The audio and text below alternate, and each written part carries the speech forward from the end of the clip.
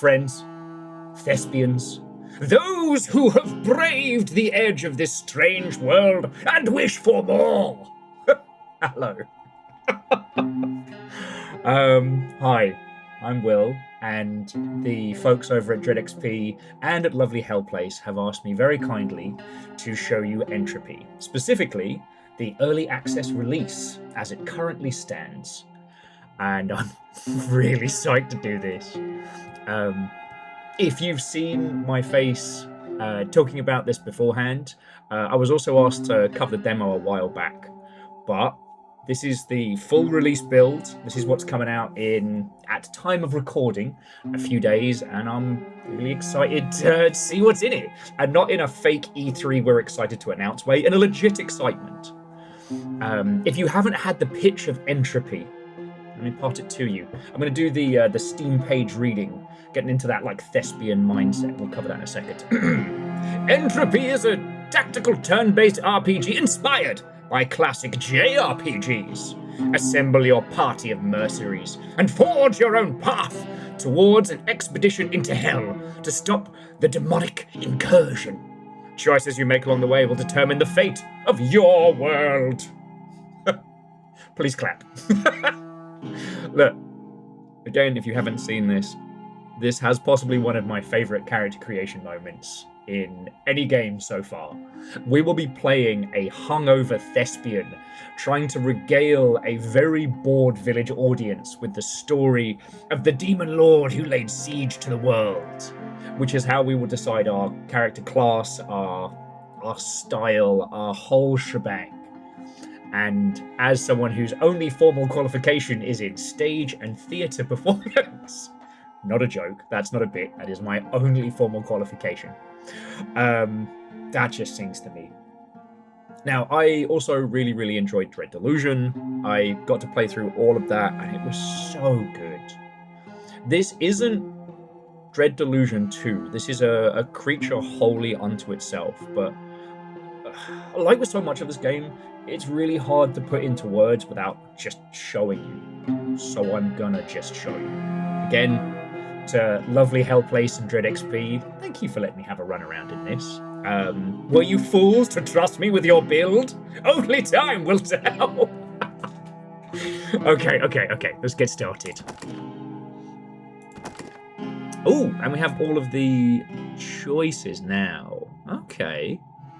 Sorry, in the demo version, there was only normal difficulty.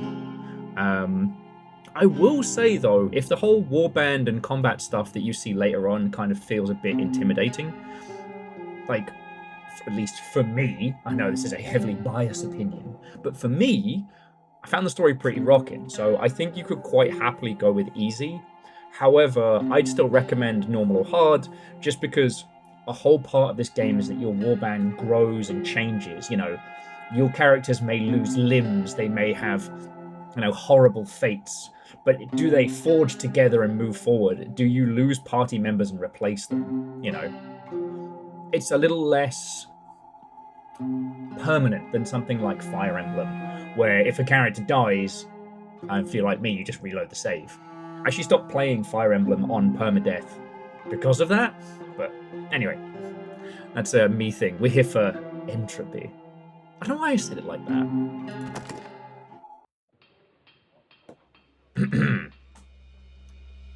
The hanged man kicks, finds foothold and gasps down for air. Untying the noose, he steps from the stool to wake his children. Diffid Younger, Ode to Entropy, a person who wrote it. And again, this is specifically to lovely Hellplace. Please forgive my pronunciations. My dyslexic ass has a challenge with these, but in Drainog Town, we begin our sordid tale, or merry tale, depending on how it ends. How now, men, women, and amen all. We, the Tragus Performing Company, graciously thank you for your attendance. I will never get tired of this intro. Our humble play begins 1,000 years past, if you can imagine such a time. That's the point where my partner would probably say, weren't you still about then? Psst, players. Oh, sorry state of the lot of you. I can smell you from here. Did you swimming in a brewery? Now, which of you is performing Varanto tonight? You are almost up, and drunk or no, you better not botch your lines. All the stage managers or former theatre kids in there, I think, can feel the biting, bladed whisper of the stage production being like, I swear to bad word, if you all are too drunk to perform, I will go out there and beat you to death live on stage. Okay, so our choices here. We have Airman P, the third gender, neither man nor woman, oft misunderstood. You've grown resilient, which I will say as a snippet of writing might be some of the most poignant I've read in quite some time. Man P, a former performer, full of heart, you've always corralled others to your thinking. And Woman P, since girlhood, you've borne the genetic traits of Cloud Tragus, granting you keen reflexes. So for the original demo build that I was lucky enough to do, we did Man P. For the stream, I did Woman P, so we're going with Airman P. Are you sure? Absolutely. Footsteps I hear? Ah, here comes Varanto, king of all the sorry souls of this wretched land. I take my leave. More ham than a local butcher. Let's go. Your head throbs. You shouldn't have let the others corral you into drinking that 6th pint, coward. Now, what were your lines again?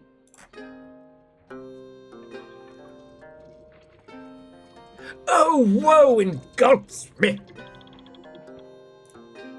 Once the mere utterance of Varanto struck awe in every bosom in my kingdom, and now they curse my name, spitting it, as if its letters are poison.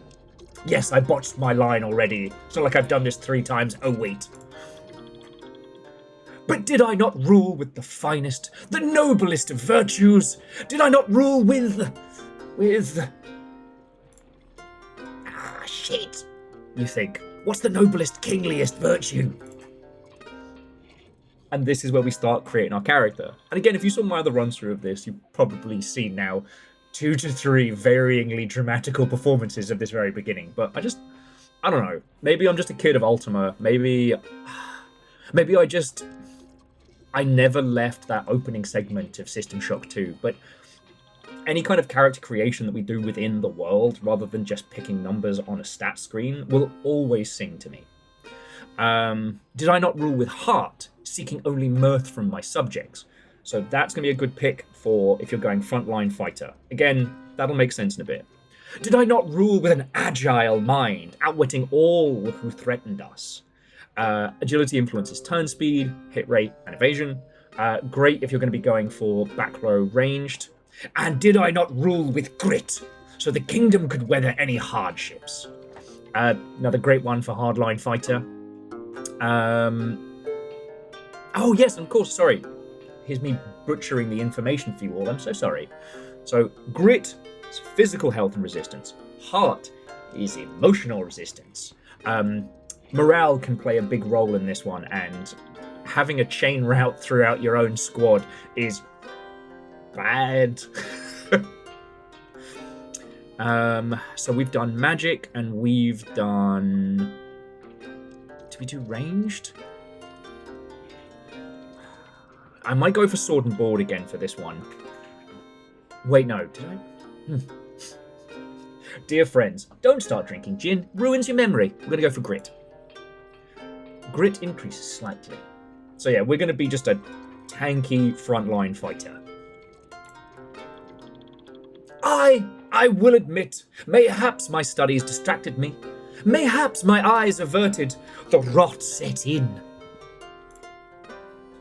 Your Majesty, the rebels are at thy palace gates. Oh, also, I will not be doing any consistent voices.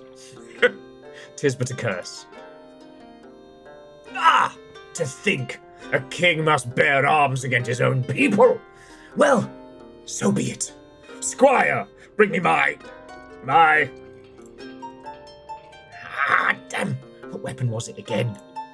Bring me my sword and shield, my crossbow, and my spell book. Now, personally, of all the stratagem that I have found, I find the Sword and Shield definitely helps in these early moments.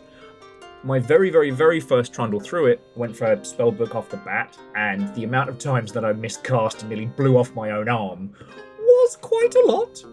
But I have a feeling that if I'd been able to play past the confines of the demo, I think it's going to be, like, magic will eventually end up spiking.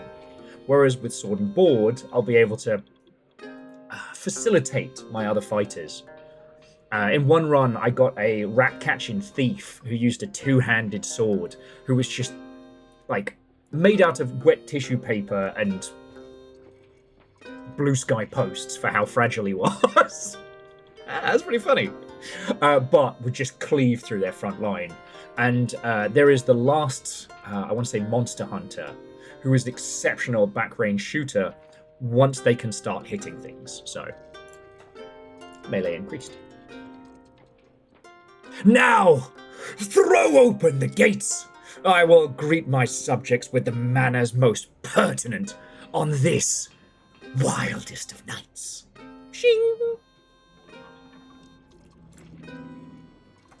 Mark these words in terror. Will they howl the name Vartano? Excuse you. Apparently someone couldn't wait to get away from my overly dramatic performance. And as the guards speak, this player of Vartano, surely something. They shake and sway with pure passion for the material. If it's the same player I saw at Hogg's Tavern earlier, 'tis not passionate, does it? Begging your pardon, sir, but an urgent report from the gates. Fire's broken out, but with who? We're not sure. Probably just drunkards starting trouble again. Alright, you two, with me.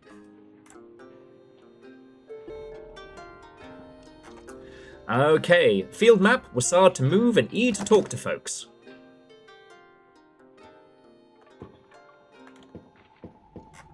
Okay.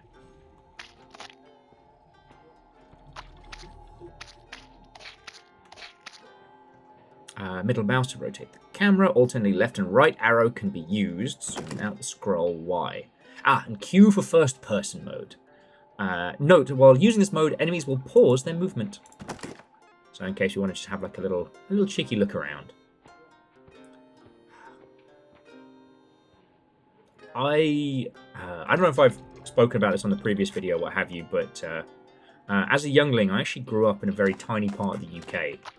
And there's this strange thing about when you live in and around villages, that they are simultaneously tiny and densely packed in a way that's really hard to describe. I don't know if there's really kind of like a Murica equivalent, or from wherever you lot might be. But I can assure you, the town of Dunkton feels like it consists of 3 buildings and a pub, and yet when seeing everyone together, you're like, where the bloody hell did they come from?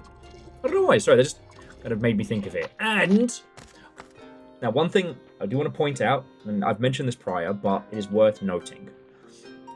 The visual spectacle of this game is very much flavor to taste. And I think this is an important one to point out. So, for visuals, you choose level of dithering. So if you want just, like, nice, clean visuals and the ilk, you get to choose your hand. Oh, demon hand! Actually, I'm going to go for a gloved hand today rather than fingerless. The CRT filter you can add on or off. I find the CRT filter is nice to watch when I'm playing. It's nice when playing, but not nice to watch on a re-recording. So, there we go. That's nice. And detailed logs, but that's for me. Okay. Oh, yes. Sorry. So alongside the dithering, we have the initial mellow. If you want a really crunchy... Yes, please. If you want a really crunchy, like, post-PS1 classic, go for this one. And there's also, as I said, flavor to taste. The polarized... posturized. And, of course, nothing like a good old-fashioned arty-farty black and white mode. Again, flavor to taste. Okie dokie, but we'll go for a classic mellow. Right. Now time for a little bit of tutorial battle. Forgive me if it feels like I'm skipping through a little bit of the early stuff. As I said, I've been lucky enough to play the demo a couple of times. Demo is really cool, but the demo ends on not so much a cliffhanger, but more of like a imagine me the cat scratching at the door to go out. I want to get to that point. So again, forgive me if I'm a little bit zoom in these early moments. All right, because friends, the demons have arrived. Oh, and the sick Final Fantasy guitar riff kicks in. Demons!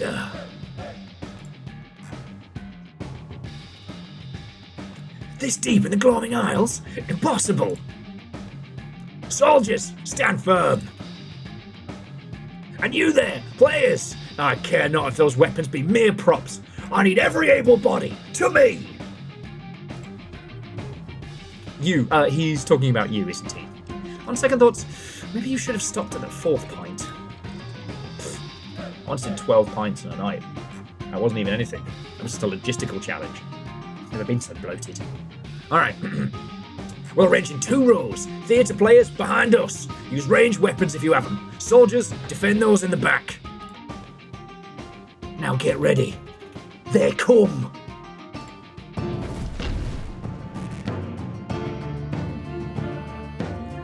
So again, I think the thing to note is that it's really hard to just put a pin in what Entropy is as a game. Like, when I first saw the trailers and stuff for it, like a bajillion squillion years ago, I was expecting it to be more Fire Emblem-y, more front mission-y, you know, tactical turn-based, on a grid, that kind of thing. But it's more of a war band. You have 2 rows of troops. Who can attack what and what they can do from where is very much based on their positioning. So, I mean, you understand the basics pretty simple. Shields up front, range stuff in the back. Later on, there are more complicated weapons and abilities that do some very interesting things. But that's kind of the long and short of it. That combined with an almost fear and hunger-esque locational damage system, where you can choose, like, aim for the leg, aim for the arm, aim for the head. Later on, once we get to the town proper, we can kind of, maybe not steamroll, but we can keep ourselves from like chewing through health potions by just lopping the arms off of every demon. And as they try impotently to throw wet stumps at us, is significantly better than the horrifying nightmare swords they wield.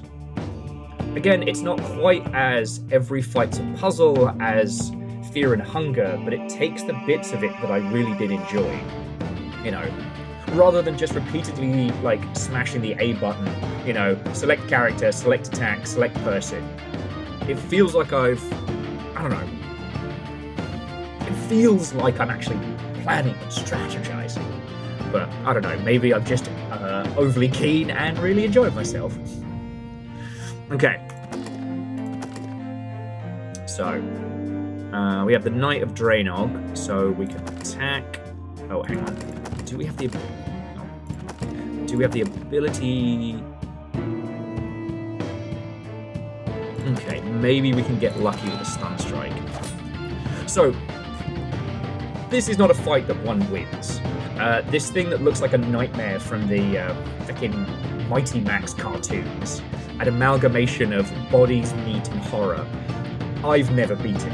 I think this is very much our early Blitzball, if you will. But what if I could? What if I could beat this guy? Okay, Tanner's Actor. Weapons.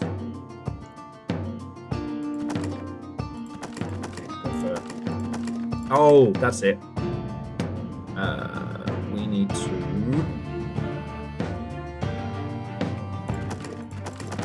Oh, yes, because I've gone sword and board. So there's nothing I can ruddy do. Yeah, that guy's super dead. Sorry, there was me trying to game the system. Oh, so the other thing whilst tutorial's going through it. You don't know what has happened to a character when they've been downed. So getting them downed is very bad. Have they been severely injured? Are they fine? Are they just straight up dead? You won't know until the fight's over. Yes, the player is the only character who cannot permanently die, but we'll get to that. Okay. Try and use some of these weapon skills. Barely. Oh, characters use their turn to reposition. There we go. So this is us as the player, so we can reposition to the front row, pushing the other guy back. And our other actor seems to have a... Okay, piercing shot. Chances of... Oh!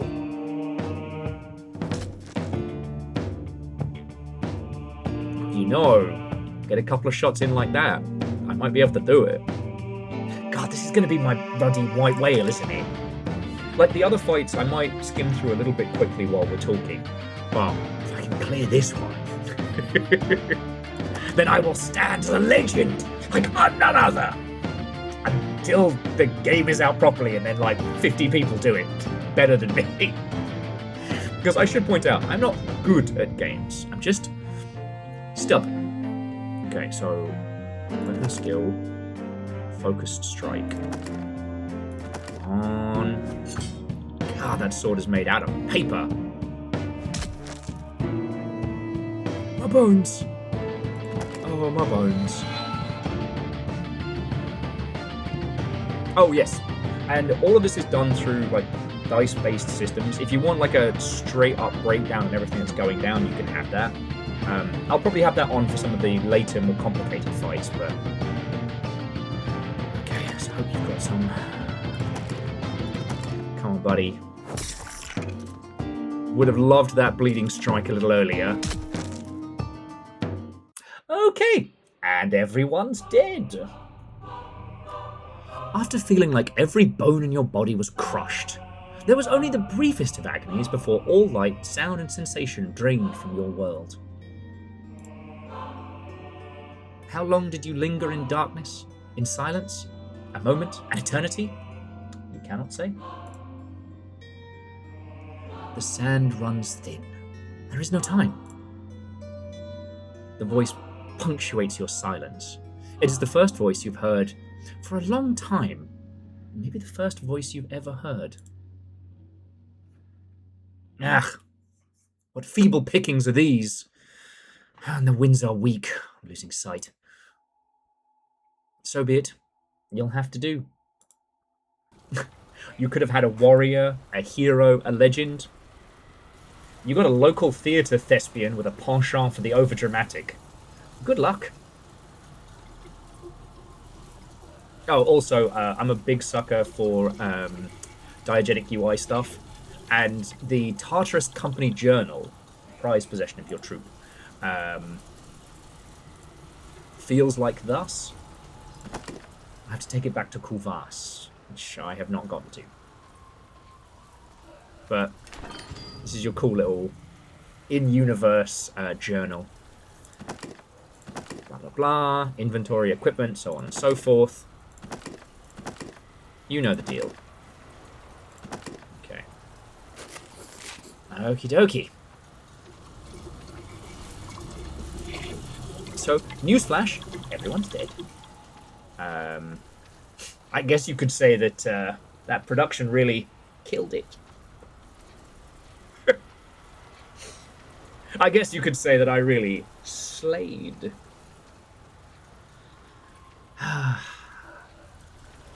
You know, if I'm going to sit here and bust out these, like, god-tier terrible jokes, you know, I deserve an audience.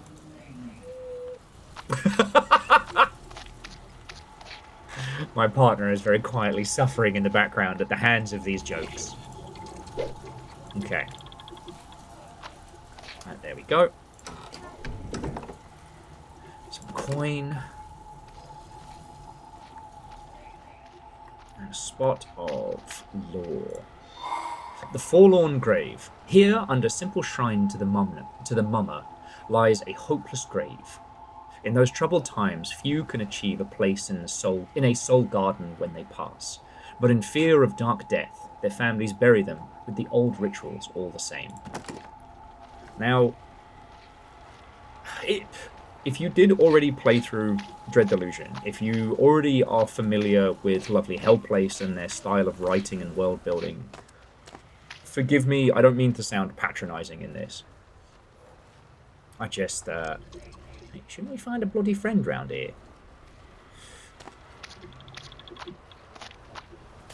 One of the things that I've been really appreciating, and one of the things I loved with Dread Delusion, is how unapologetically different it is. If you're anything like me, you have played a lot of games. You know, probably across the full slew of, fantasy, sci-fi, alternate history, dark gothic, the whole shebang. So I really appreciate when I'm able to stumble upon something that is truly different, and as I've only experienced the demo of Entropy, I don't know this world. I don't know its full reasonings. Like, everything from its constructions to its navigation, its gods, its rituals, its philosophies and beliefs are wonderfully unique. Which is why I'm being such a weirdo little fanatic about it, Also, I love the art, and I hate that I have just blanked on the artist's name. Oh, I am the worst friend. Alright, in a second, after this fight, I'm actually going to look up the name of the artist who does these incredible illustrations. Anyway, we've got ourselves a demon. It licks its lips. Oh, missed one, have we? Come hither, manfolk, for your blood pumps too cleanly through your skin flesh even. My blade will make you pretty, and together we will rejoice. Sorry, I don't mean to imply that all the demons are from the north. Okay, characters have courage when knocked out, additionally not attacking normally, just a target. Okay, this just goes back into the things we were talking about before. So the demon, 69, nice, has a blade on their... Sorry, I always have to do I roll my shoulder to work out which one's left and right when I'm looking at a character in a game. So yeah. There we go. Now, this is kind of a bit cheeky because, at this point, the game's trying to teach us about morale and, defending, guarding, healing, etc. We've just kind of jumped ahead a step and just gone ahead and cut his bloody head off.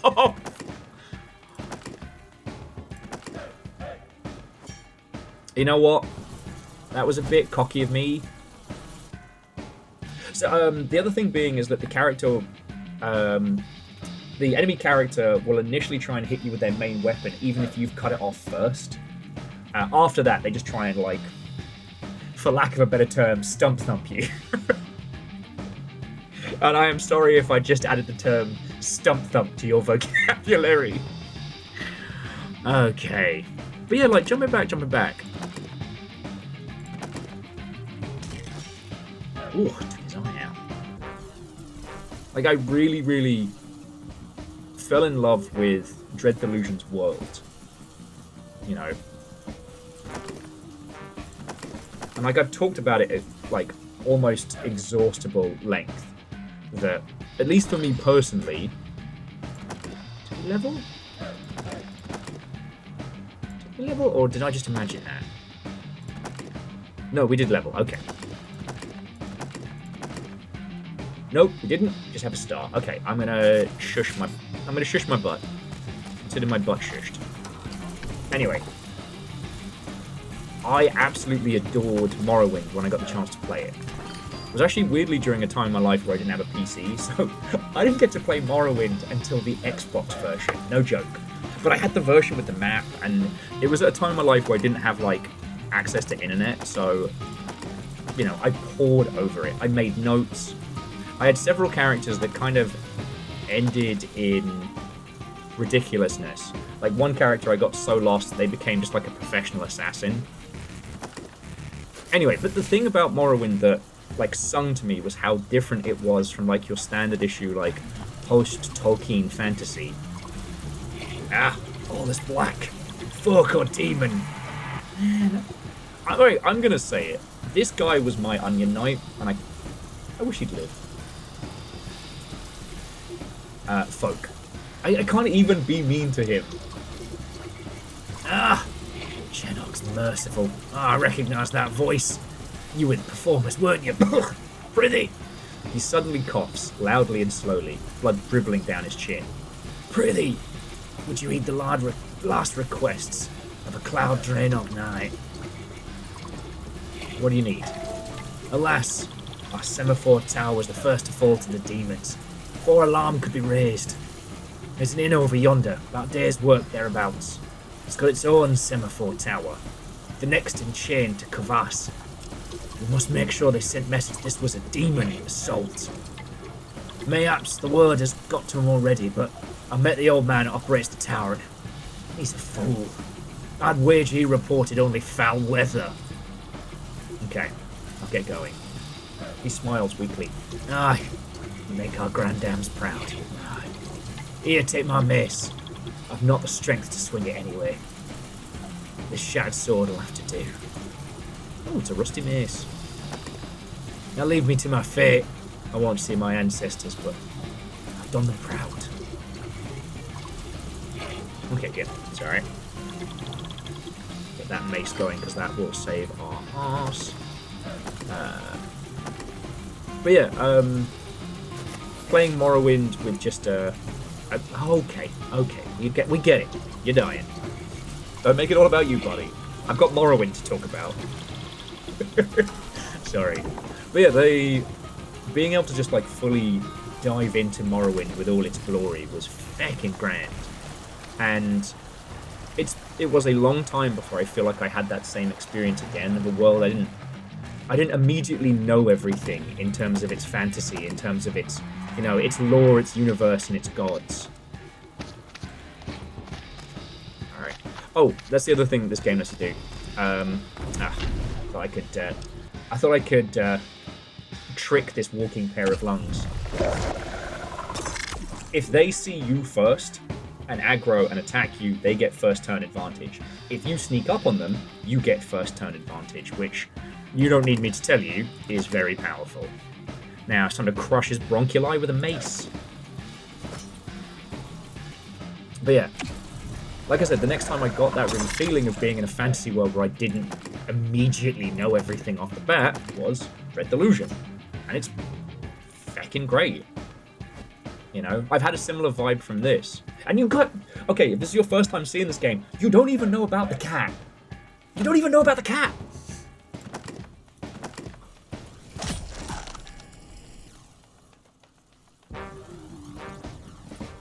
I'm actually feeling a little bit smug at this point, though, because I feel like I've gone through this early section so many times. I am massively overpowered. Not in strength, but in knowledge. Now, the other thing I've noticed, and I haven't had the chance to speak to the devs about this, because again, I don't work on this, I'm just a great big fan. In the early game, the characters that you get as your companions seem to be somewhat randomized. And that folds neatly into like the whole warband element. Now I have a feeling, don't quote me on this, I have a feeling that what character you meet in the beginning here, like Trozia, is based on what you choose. So I chose Sword and Board, so I meet a wizard. In my very first run of this, I chose a wizard, so I met this wonderfully gigantic, sweet-hearted knight who was just really mean to himself. So yeah, the young wayfarer trembles before you, her eyes darting around the flame-lit ruins. A globule of snot hangs uneasily from a nostril. Oh, this wasn't what I expected from the great town of Draenor. Nope, not at all. Clutched to her belly is a tattered codex, stuffed full of markers. If you didn't know better, it sounded like a spell book. Notice her interest, she clutches the book tighter. Oh, this whole thing, I suppose it's not what most people expect when they think of a shaper wizard. But I've been tutored by the elder of my village since I was this high. I can speak with the makers around us, and I've even mastered a whole spell. A whole spell? What is it? Oh, well, I've been practicing fish for years, and you summon insects to do your bidding, only I can only get the really tiny ones to answer my call, and they just crawl over me and make me itchy. But last year, I finally got the hang of Bile. I can cast it nearly every time. Only very rarely do I botch it, honest. So, our two answers here. Wait, what happens when Bile goes right? What happens when it goes wrong? Well, you see, it's a spell to weaponize the makers in your guts, or your spores to vomit poisonous stomach acid everywhere. But if you miscast the spell, you can rupture an organ and cough blood all over yourself, and it hurts really bad.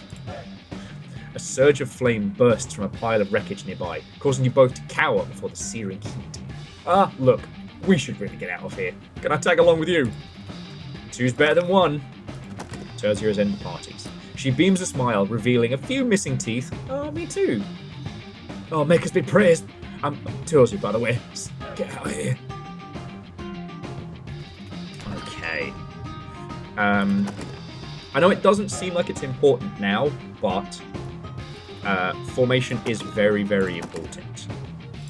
Now, I haven't gotten to the point where I've had enough people in my warband to be able to have them in reserve, but I think that's going to be very important later on.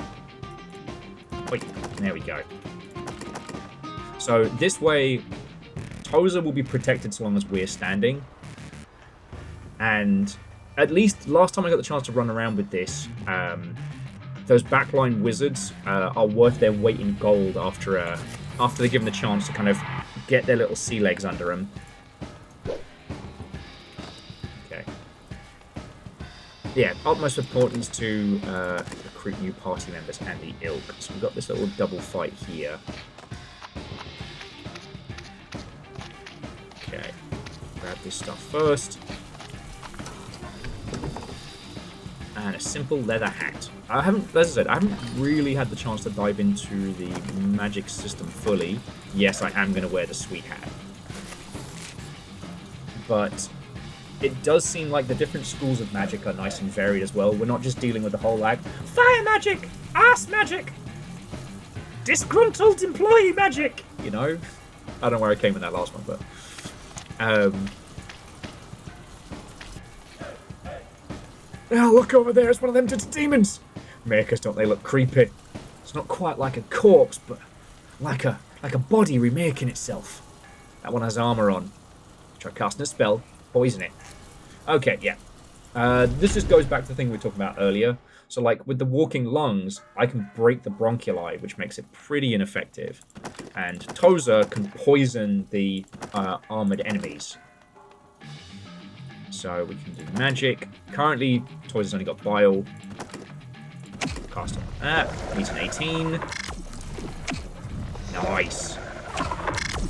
Okay. And the demon lungs fucked up, so... In the words of a great thespian scholar, sucks to suck. So yeah, time to break some bronchioli. You have one job, the player. Alright, well, we're getting both poisoned. Just want some damage over time.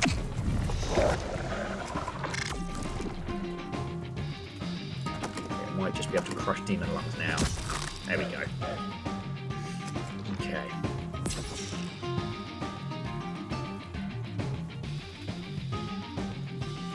Yeah, why not? I do like that there's no mana. But that might just be because I always feel like half the time mana and mana potions just feel like having a magazine for your cool spells. Okay. So here, I'm not doing so hot. I do believe that my character has had their defenses broken, which means I am in trouble if I take any more hits. Now, the demon's not going to live long enough to bust my stuff, but...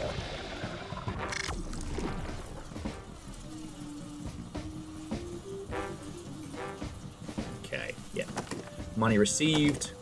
Okay. Oh, sorry. I know I'm kind of like hand waving him through quite a few bits here. Basically, what it was going into there is... Tell me we've got some... Yes, additional moss. Pass. Need that. Oh, by the old gods, I lost my train of thought there. Nice going, me. Alright, let's just keep going. Whatever point I was about to make can't be so good as I botched it. Oh, come on, come on. Backstab, backstab. Hadouken. Yes! Sorry, that was the other detail. To get the jump on them to get an advantageous start, we have to be able to get behind them before they've noticed us and then stab them in the back with whatever we have. Just, it's a nice little hook that adds a little bit more to the overworld rather than just your standard issue Pokemon running around and getting jumped by 50 Zubats.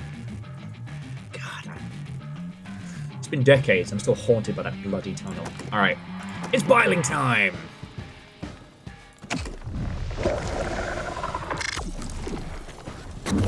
Ah, damn it.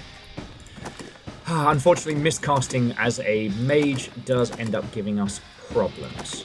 Stun strike. Let's give it a shot. There we go. So demon misses a turn. We have to save my arms. And demon lungs is okay.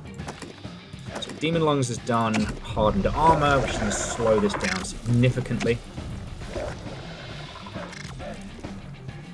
Okay, so now target with demon, yeah, right arm. See if we can blast that off with a mace. Nope! And we get eaten by bugs. Oh! Ow!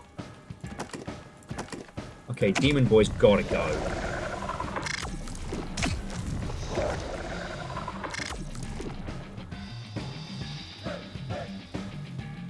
Sorry, I know the magic as a form of ammo in games is kind of, I wouldn't say controversial, but a good friend of mine, Ket, always used to say that, you know, if your game is fantasy or sci-fi and it still has ammunition in any way, shape, or form, like, it should serve some purpose rather than just, you know, existing. And I think about that a lot.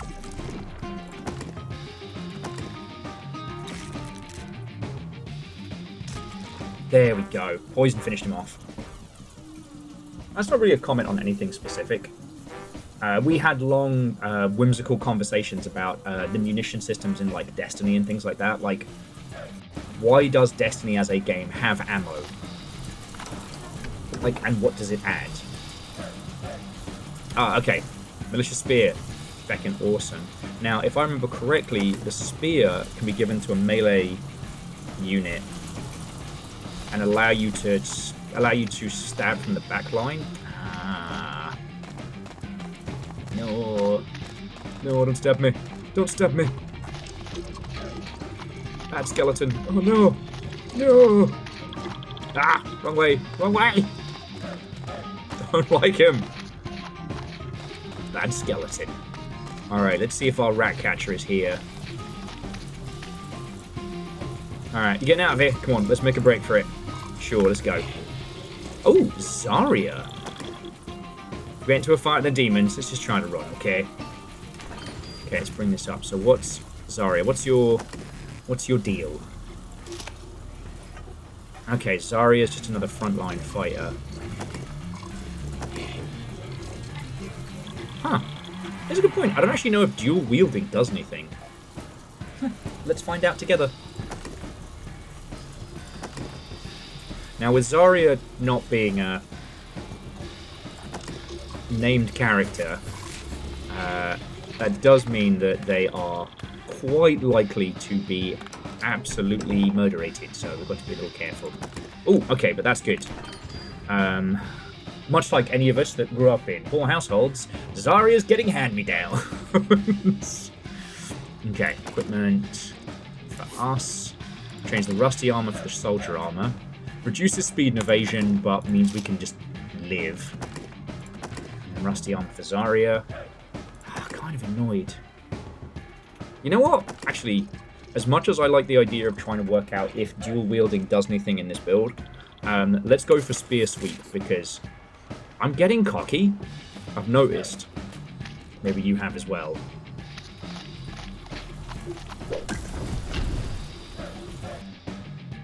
because I've done this a few times. Oh, hey, I'll take it. Okay, so Zarya's got Disrupt. If successful, target will move to an adjacent position. Alright. That'll be very handy when we're fighting large war bands and whatnot. But right now, I just need you to take this guy's right arm off. Or just don't. You know what, Zarya? You can just not. That is your choice. It's not like I need to survive this fight or anything like that. Okay. I mean, the chance of actually lopping off the arm with it being an armoured unit is small, still worth a shot.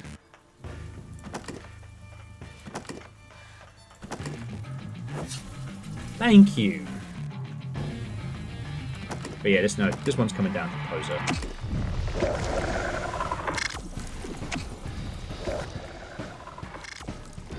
Okay, so going back to my little point about mana potions in games, because I always think this is fascinating. If you haven't had the chance to play Subnautica, I highly recommend it. Even if, like me, you're bloody scared of open water, it's just that good, even if it is your great fear, like mine, right?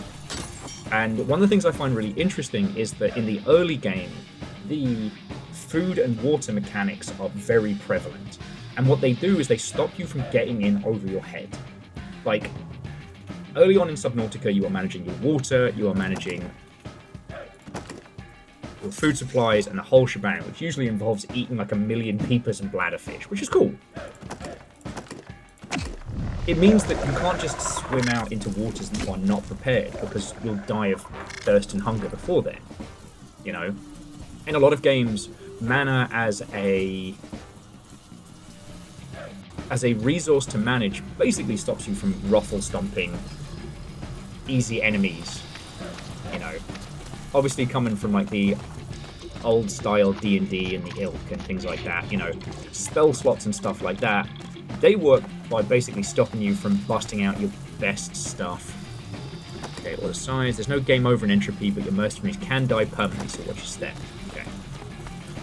Oh, sorry, I believe I mentioned that earlier on, but just as an FYI, while the people in your warband can perma-die, you're fine.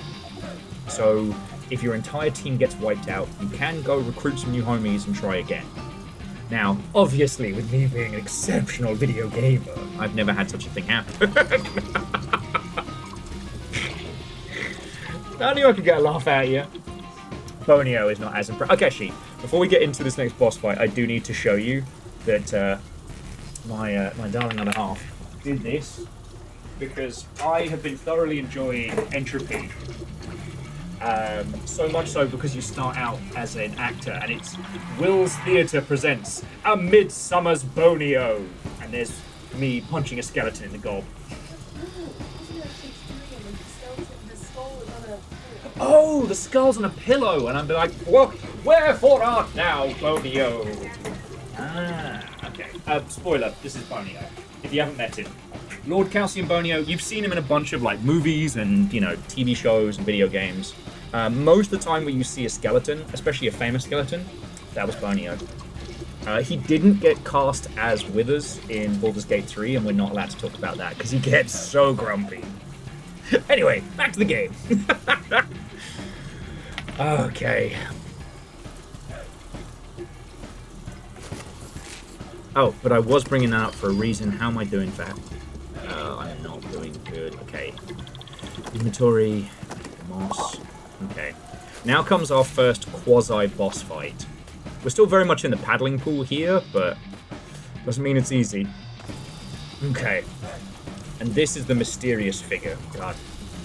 I still quite haven't found like a good villain voice for this guy. Like a lot of people who have done anything dramatic.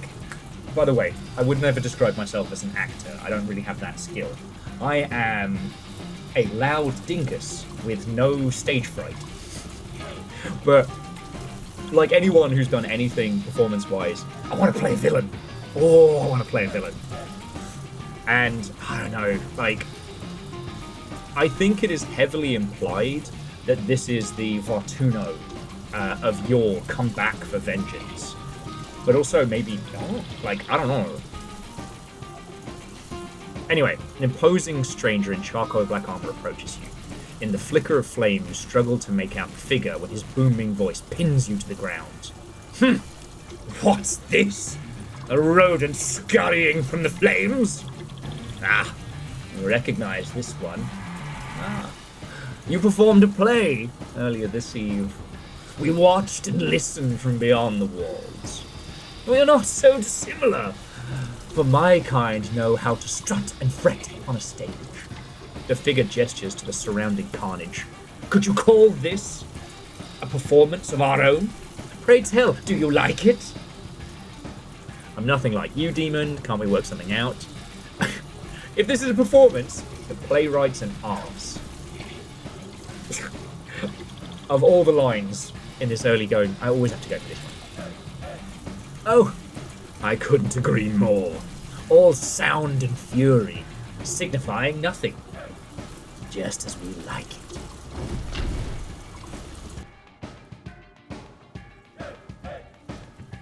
Okay, so standard nonsense. Our goal is to disarm these two and then try and survive against a mysterious bastard. So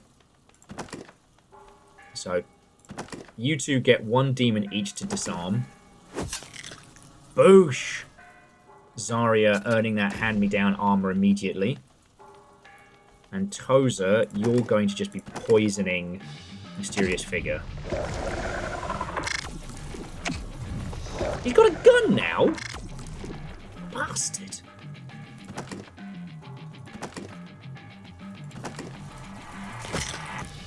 Okay. Again, this is the third time I've done this introduction, so forgive me if it seems like I'm making short work of it. At this point, I feel like I'm well versed. Still haven't beaten that great big blob at the very beginning, though. And I swear, if there's like a magical Glock hiding behind a wall or something I'm supposed to grab, I will be such a grumpy little thespian. Okay. Yeah, we're just hacking away at their front line. Yeah, so fun fact about me, as I said, I have one formal qualification in acting, specifically stage and theatre monologues. My 3 monologues, which I can only remember one, was Much Ado About Nothing, Silent Bob's speech from Chasing Amy, I shit you not, and, God, one from Death of a Salesman that's just gone. The thing was, you were allowed to choose, it had to be one Shakespearean, one contemporary, and then one monologue of your choosing. And I did not think that anyone was going to, bust out some Kevin Smith in there.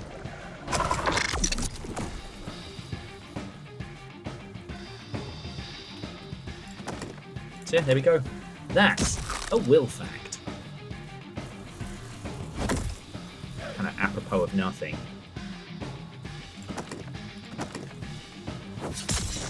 Okay. So now the front line's down. Now we can just, all 3 of them can direct attack the back line. Because the magic's not doing diddly and or squat. Okay, so we'll try a stun strike on this guy as well. Just nothing. Okay. Just keep him from tearing through our front line.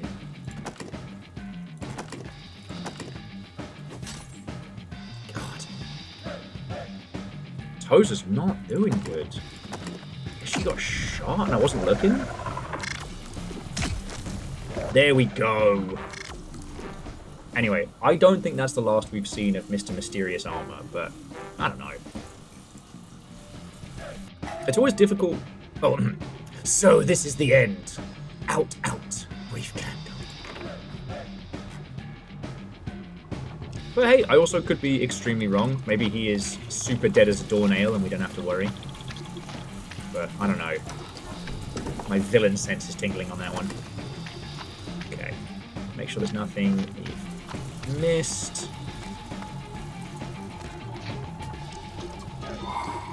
Try into the mummer. Alright, autosave, and we're out.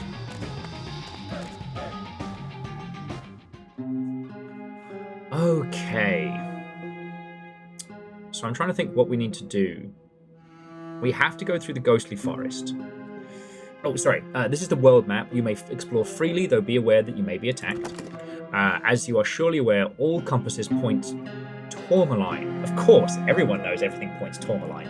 The mystical ancient city. Why? Nobody knows. Or at least, nobody you've ever met. Cuvas, your home city, lies in the direction of Tourmaline, so it is Tourmwards on your compass. So, in this world, there is Magnetic North, which is an ancient city, and the compasses they use, they navigate thusly.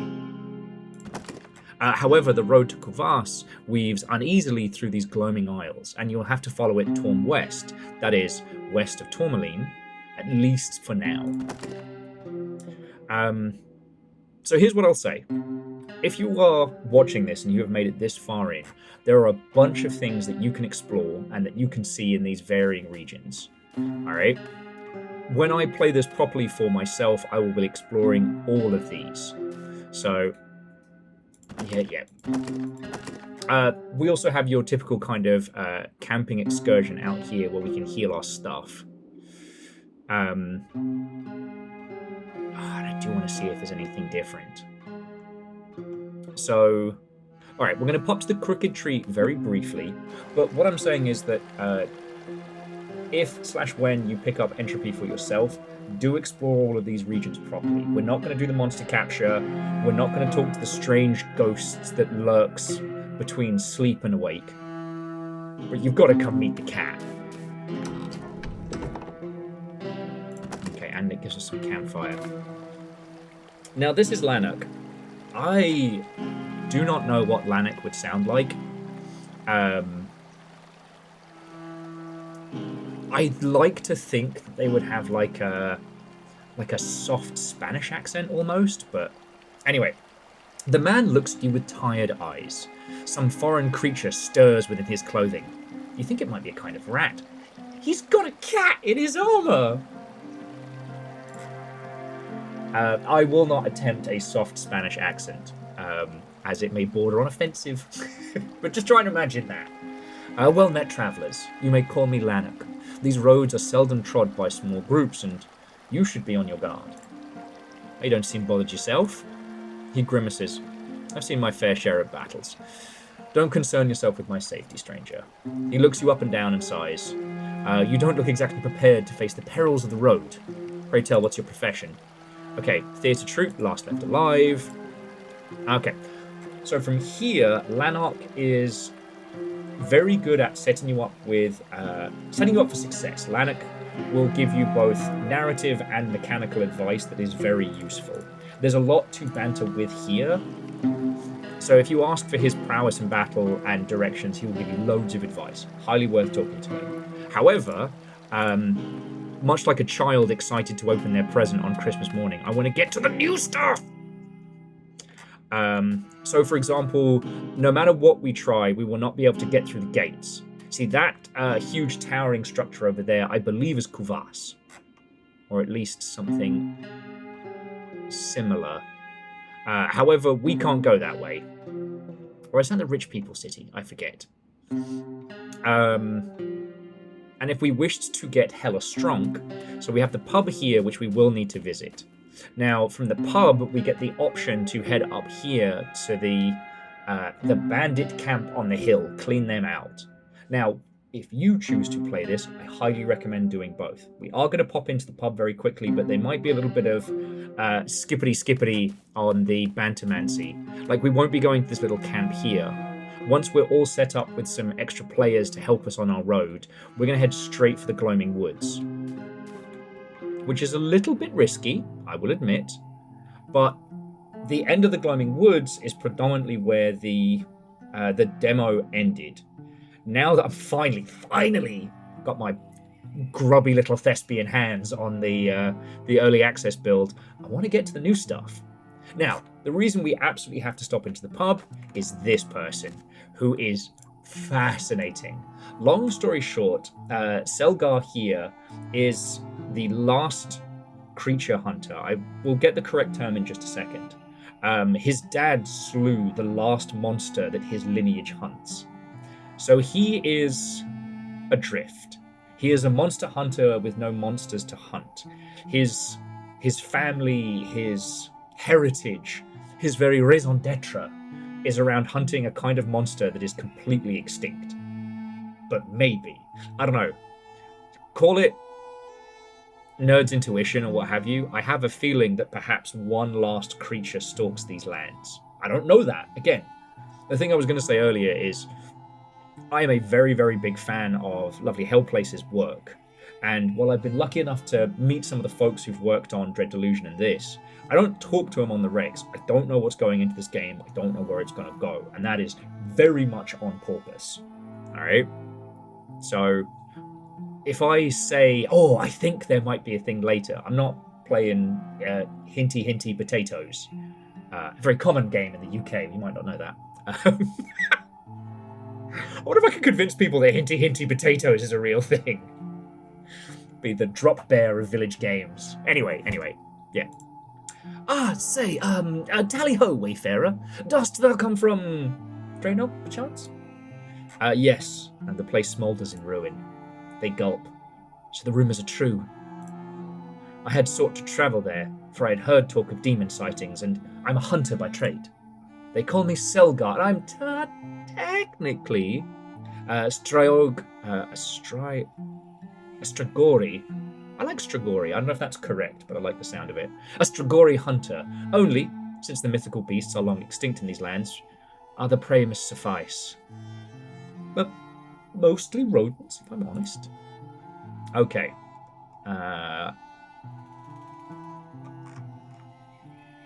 I need to return to Cuvas. Do you know the way? I came here through the gate of Cuvas, which sits next to Clonog's forest. Only I heard they locked it tight on account of the quarantine. So maybe the only way to Cuvas might be cutting through Chornog's forest itself. But it's a dangerous route and full of peril. Still, if you whisk it, it is Tormeast and the compass from here. You're a Stragori hunter, last of the Selgar line. My pa would throw a fit. Me, last of the Stragori hunters, a lad who's never seen one of the beasts. And an ailment to boot. They are wicked things, lightning fast, and they feast upon human flesh, and can be killed solely by beheading. I understand that Selgar is supposed to have more of a stammer. I don't know. For me, it doesn't fit for him. Is that weird? Sorry, not for them. My apologies. Selgar is an Airman. Stragori has not been seen in the Glowing Isle since my father slew the beast of Brenaduk before I was born. Many assume they are but a myth. As thee can imagine, 'tis trying times for a hunter of an extinct breed. Okay. Farewell, Selgar.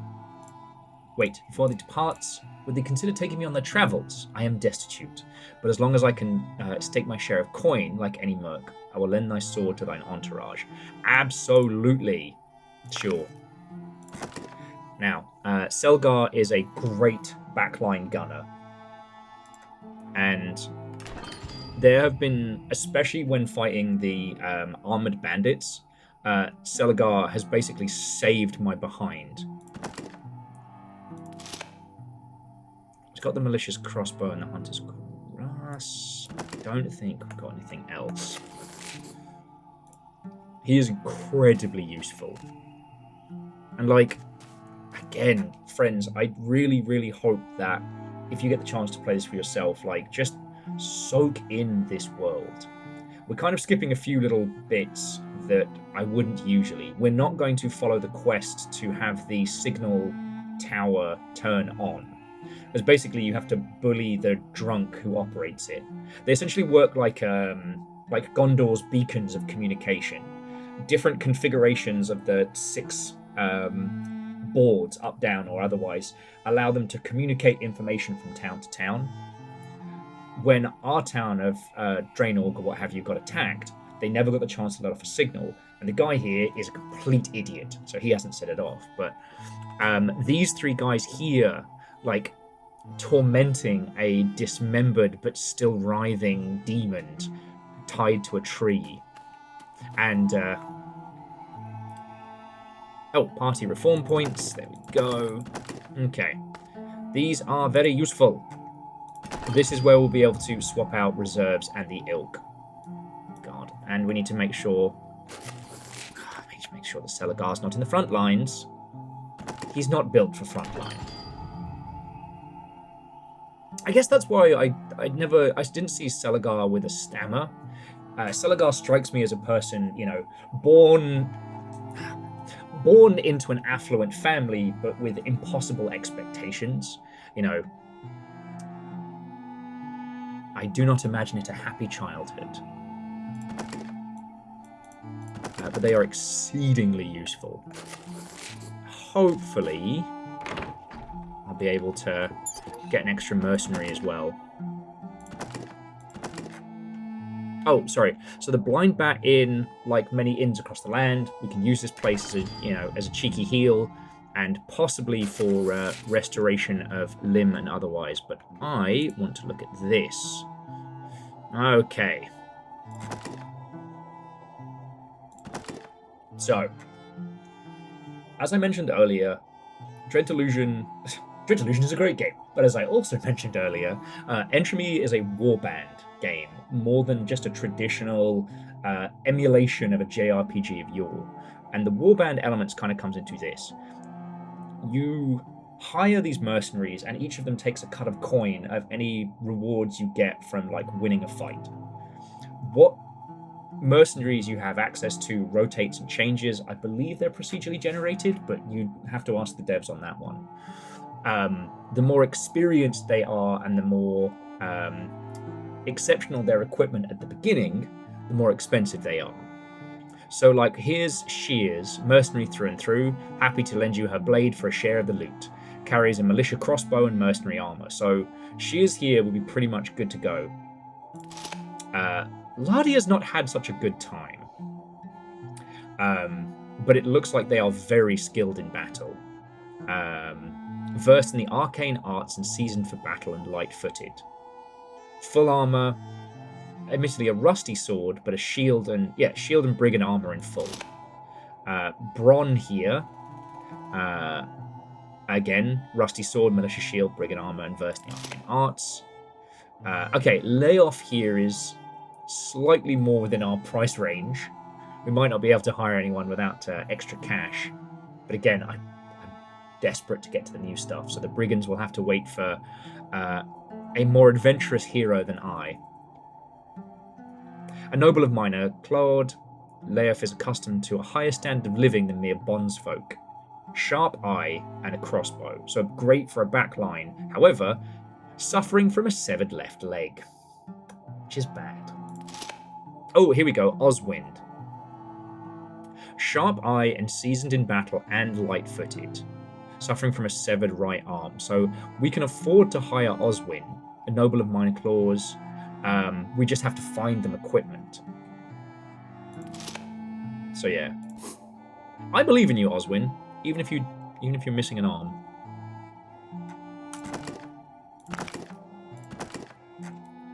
So hopefully we can get Oswin something useful.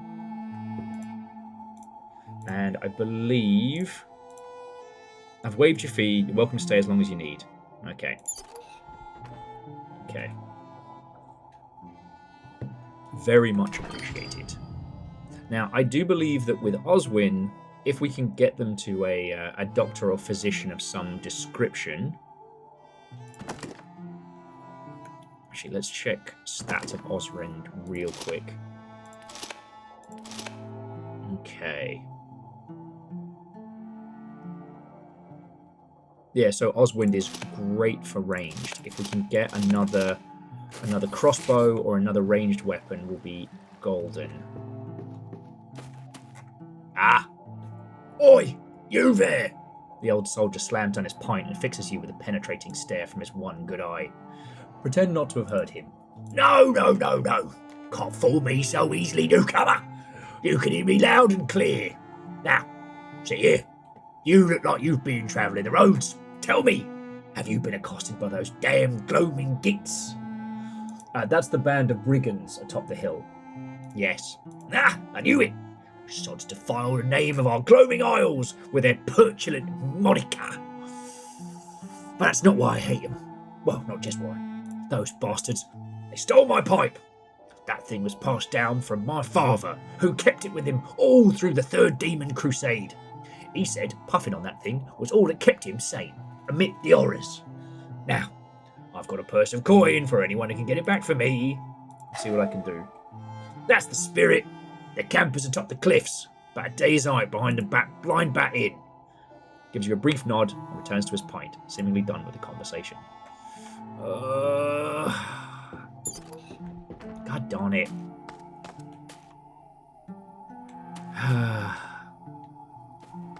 Okay. It struck me that I'm not going to be strong enough with everybody under-equipped and only level 1. So we're not going to go far off the beaten path, but we are going to have to murder some brigands. And then there's this bad word. Semaphore operator. It's a little lethargic. Oh, what is this? What do you want? Alright, have you sent message to Cuvas about the demon attack? Oh, why would I have done that? No, there was a demon attack. Oh, come to think of it, suppose nobody actually mentioned about bad weather. What do? Listen carefully, sense wise. Okay, climb the ladder.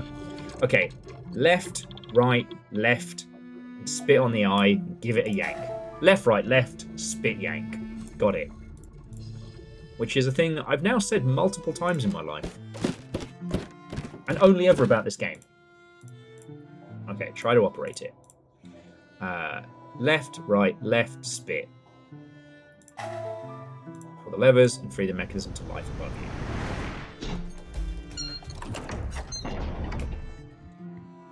Okay. Alright, job's done. I think this guy's just gone back. Yeah, he's just gone back to sleep. Must be nice. Okay. So I hate to talk about grinding and things like that in a world like this. When we hit the gloaming forest, we're going up against snails and ghosts. The snails are fairly easy to handle, but they can toughen up in an instant. And the ghosts require a special potion of sorts.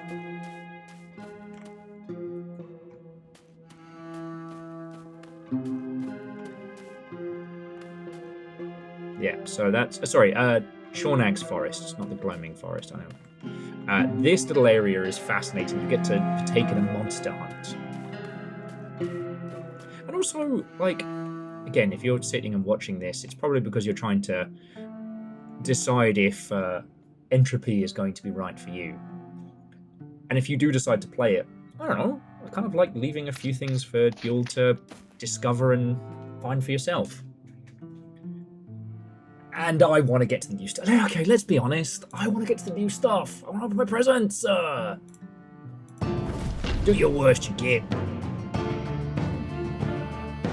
Yeah, so these brigand fights are not simple.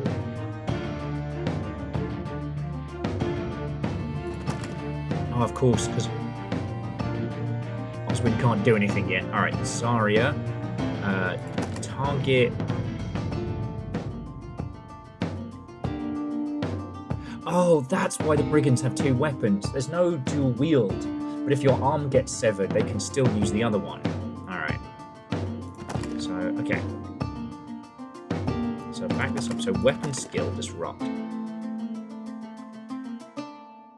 Move to an adjacent position. I think we just gotta attack the brigands old-timey style. Yeah.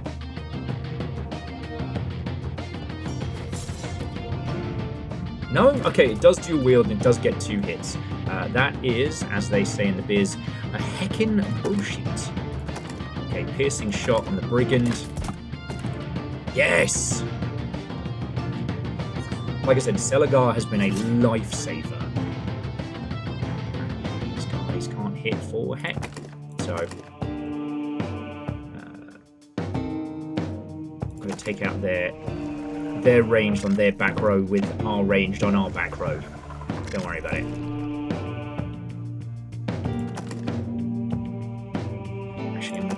try some... Yeah, we'll try some stuns.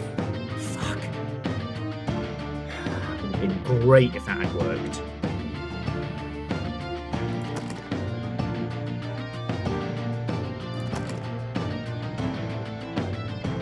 Just try and smash that guy in the head with your stump. Done. Good work, Oswin. I promise I'll give you a weapon soon, mate.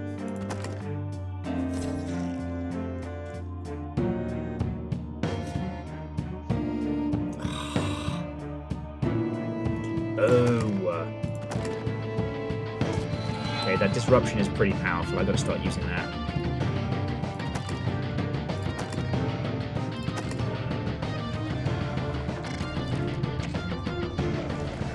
Okay.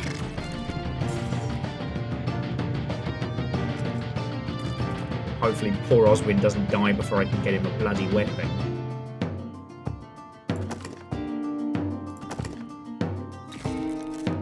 Okay, so armor and morale is toast. How's this guy doing? Not great. Alright, so just gotta hope we can keep getting these piercing shots through. Fuck!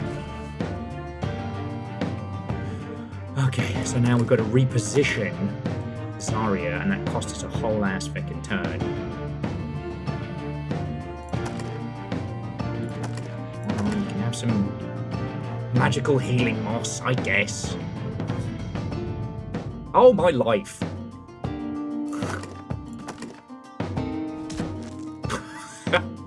Alright, Oswin coming up MVP there. You ever seen a man beat a man to death with his stump? Well, Oswin has, because he did it. Magic vial. On the plus side, though, the spear guy doing nothing but...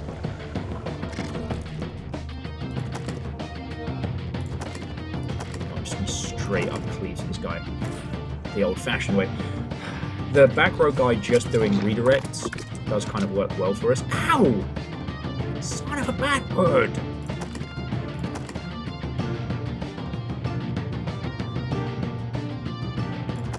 Okay, just try. Okay, Celagar, target. Actually, that's a good point.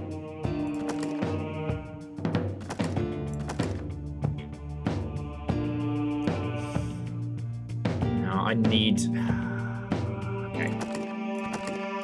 I need that piercing shot on the armored guy. Come on! Yes!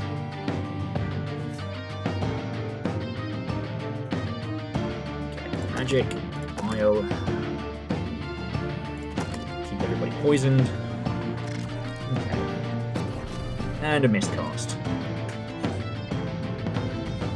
Okay. Sorry, this is what I didn't want to happen in the in Chornak's forest. And I guess at this point, like, clearing out this bandit camp is the first proper fight. You know what? Yeah, let's disrupt this mother hubbard. See how you like it. Yeah. Ooh, that's very good, because now that the front row is completely clear, our fighters can now attack the only row. Oh! Even if Mr. Crossbow took that extremely personally.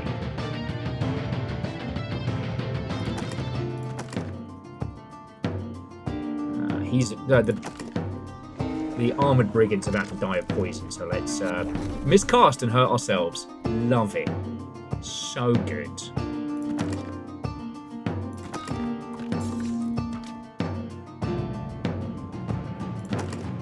Oswin, beat this man to death with your stomp. Yeah! Oswin the Mighty. Oh my god. Zarya used to be our superstar. What's going on? Thank you.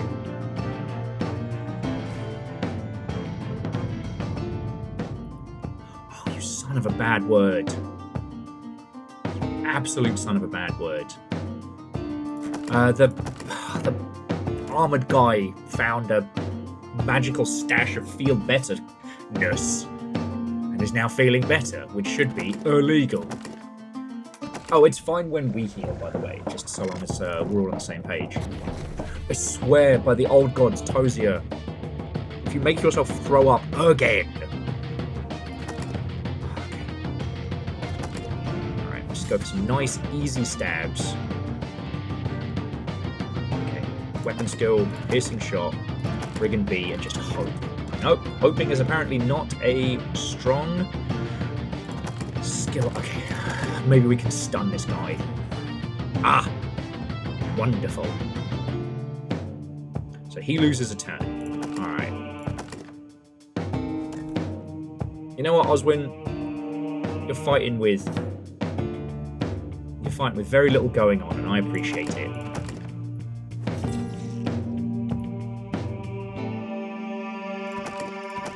Come on, alright. Tozer, your time to shine. Thank you.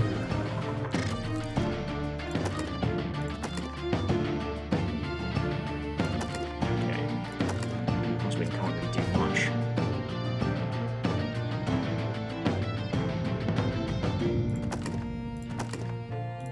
Just try and keep this guy stunned.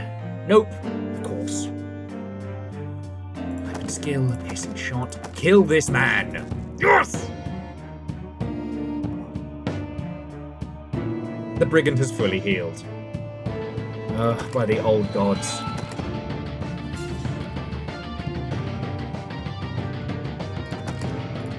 I guess it falls to armless Oswin once again.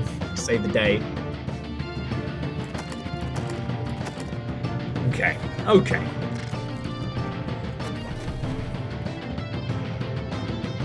After this fight, we'll probably have to pop outside of the city and have a little rest. But this is on me. I spent so much time rushing towards the new stuff. I haven't been doing the correct amount of Fafamancy. How many heals did you have?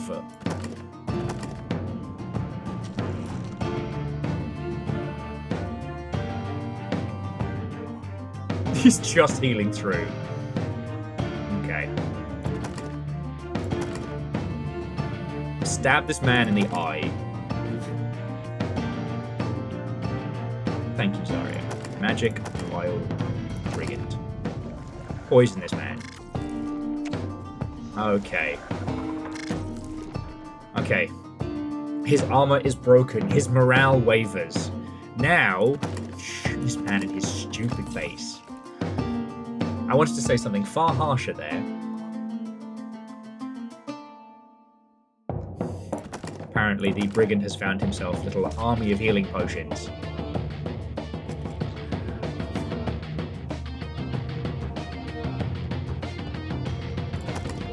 Stun this man. Thank you. Rest of you, murder this man.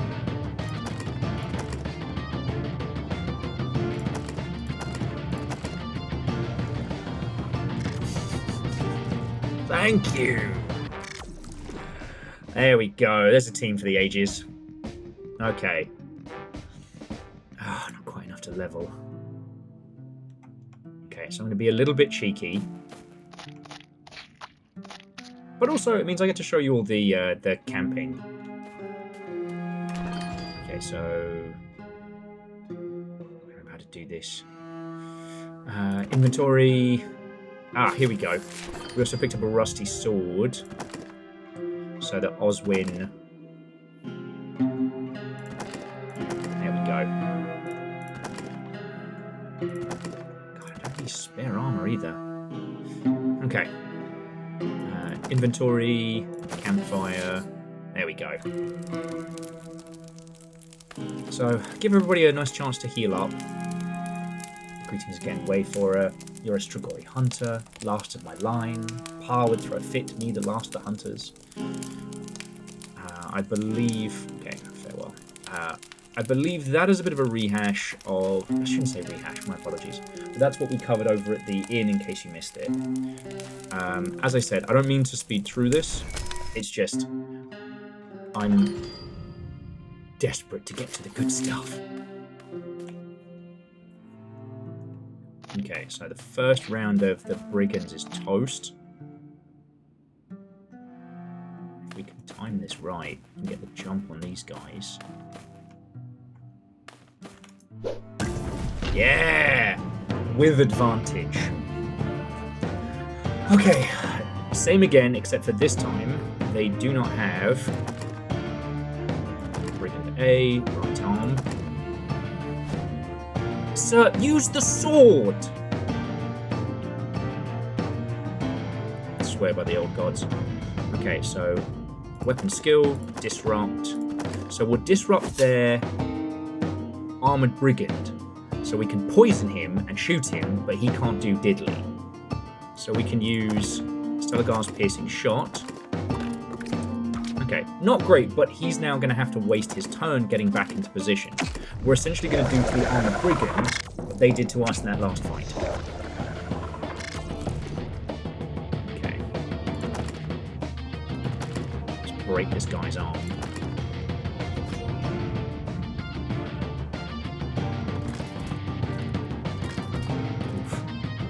Their back row's a little scary.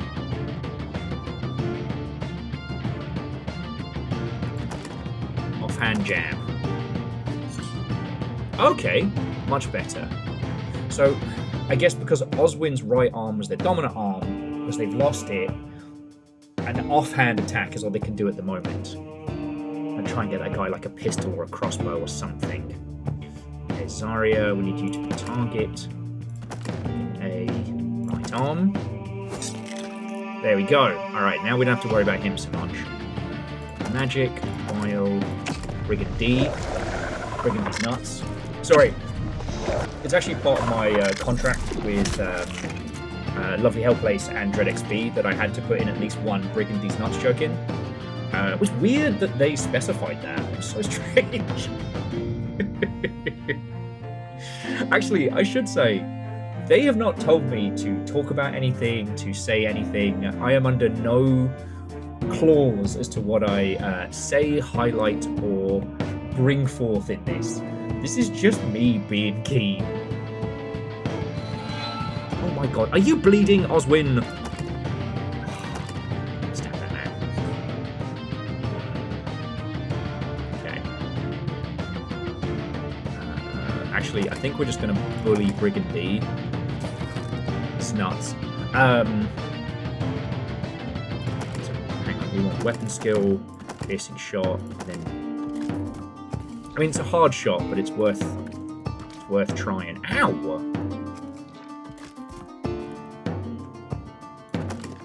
Okay, and then you can... Oh, actually, so target, Brigand C. I guess either arm will fuck up the crossbow.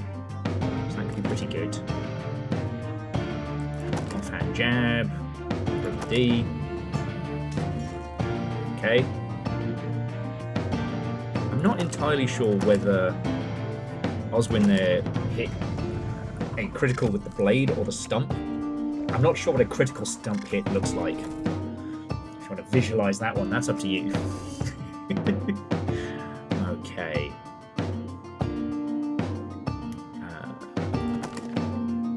Okay, guess we just skill, stun strike, with B. Just to try and keep him from...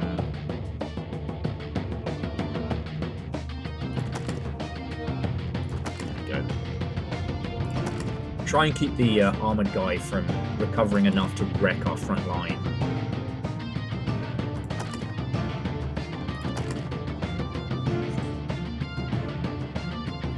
Because nobody else can really do anything to him apart from Stelagar. I'll just try popping their back line as well. There we go. Okay, magic vial within C. Alright. Because now we can just focus all of our attention on the armored person. Because Stumpy McBrigand here is going to be doing a lot. Okay. But yeah, as I was saying, I do hope that, especially if you've made it this far into the video, that you do pick up Entropy for yourself. One, because I want to hear what you think of it, but also, like, even early on, there are so many wonderful little snippets of story And the best part of this game is, I don't know, immersing yourself in this, like, wonderfully fascinating land.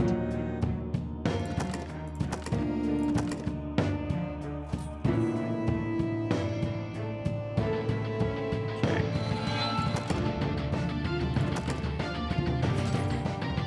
I know we're just chipping away at this guy, but...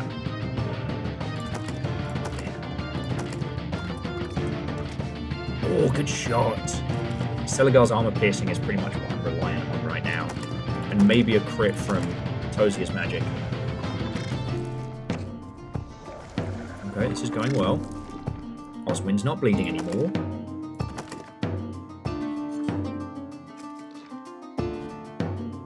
Oh! Seems somebody wants to be a part of the party. Okay. Let's see how this is going to work out for you, mate.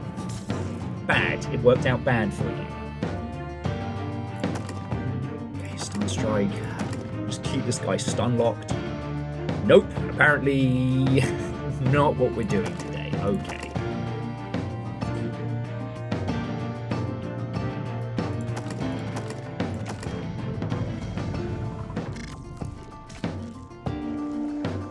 There we go. Easy peasy. Okay, finally. So players leveled. Tosia's nearly there. I think... Yeah, there's the broken pipe parts. I don't think we need to go in and clear out. Like, having us leveled should be enough. Okay, how many points do we get to spend? Okay. Melee, grit, melee, commit.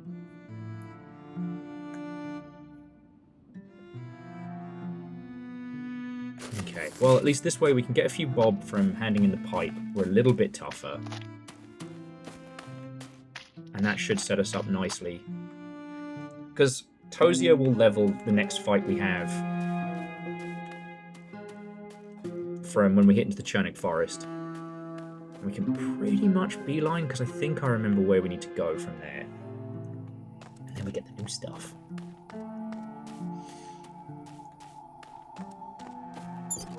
Okay. Have us a quick snooze. Welcome back to the Blind Bat. What can I do you for?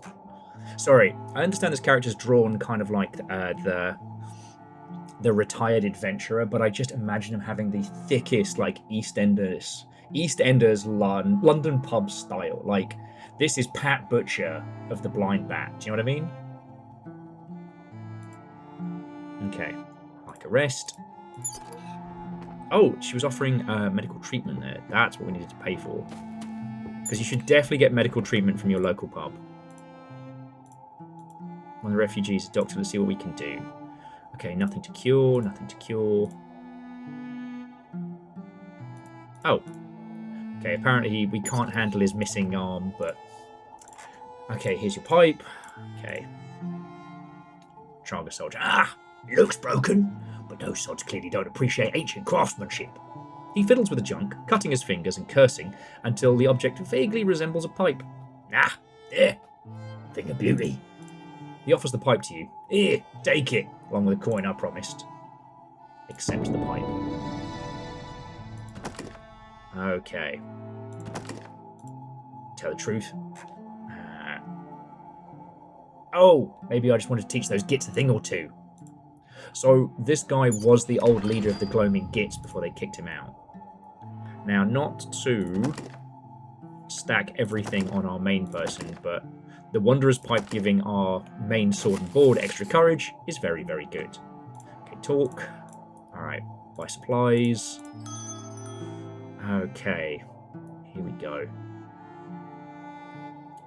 Let's get... Oh, I only have 43. Okay, fine.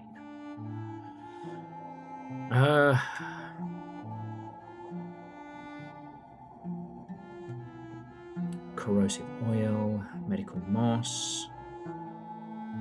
Oh, here we go. So, grab me... Oh, Jesus. A few of those. Some medical moss.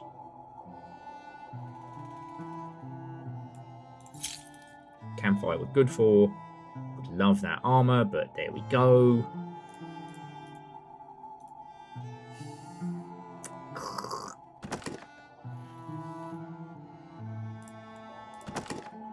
Okay. We don't have any cash for another person, so our mate gets to be the the only merc we're running with. Okay, so now we're heading into Chornag's Forest, a place of ghosts of the wandering lost, and I believe we get to encounter one of the resting places of the long dead. Now, again, we can try and go around it through this gate here, and I think we can explore this area through this gate here, but they are closed due to the demon quarantine. There are also several little areas like this camp here and that here that you can explore, so bloody do it. Again, if you've put up with an hour and a half of my vaguely thespian musings on this game, then you're either having an extremely slow Sunday or you're quite interested in picking this game up. So hopefully I'm giving you some things to check out. The gentleman up here will warn us of the ghosts of the forest, but also give us a bunch of mushrooms that we can use. Okay, yeah. Passing through the forest, folk rarely seek, otherworldly spirits. How do I defeat them? Soul moss. I can just keep a clump or two, so here you go. Poisonous snails of shells. Okay. I'll be on my way. Now, he does give some wonderful explanations to the ghosts that roam this realm and what is going on. But we are busy little bees, and we have places to be. I can't remember if we need to hit that. Oh, sorry, friends. I mean to whip the camera around. Okay. This Junji Ito Mother Hubbard chasing us. The snail was made just for me. Well, sorry. The snail, of course, being a reference to Uzumaki and the people turned into snails. Because I think we need to hit these. Okay, this one was for goodies, but the other ones I do believe we need to hit to move through the forest. Might be a little might be a little under-leveled when we come through. But I will say, if we can get an attack on advantage on this snail, it'll be a quick fight.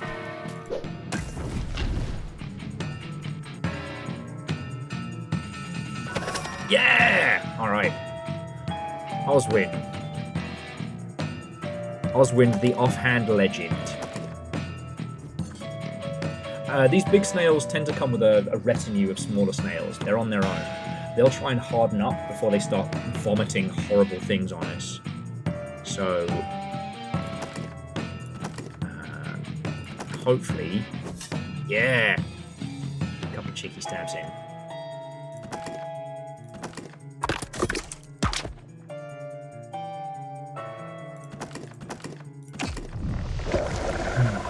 Okay. And again, apologies if I seem a little, perhaps not antsy, if I seem like I'm trying to zip through a lot of this. Again, once we're through Chornag's Forest, I get to see new stuff. And that's for me, baby. Alright. Game's heckling me. You know what? Just go for a standard attack. We're actually pretty hardy now, so...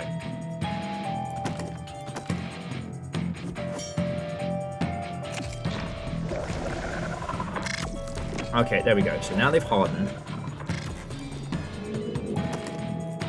It's going to limit a lot of the damage we could do, but it means they won't actually be able to really hurt us until their next turn. Which is why I was like, we can just rush this down.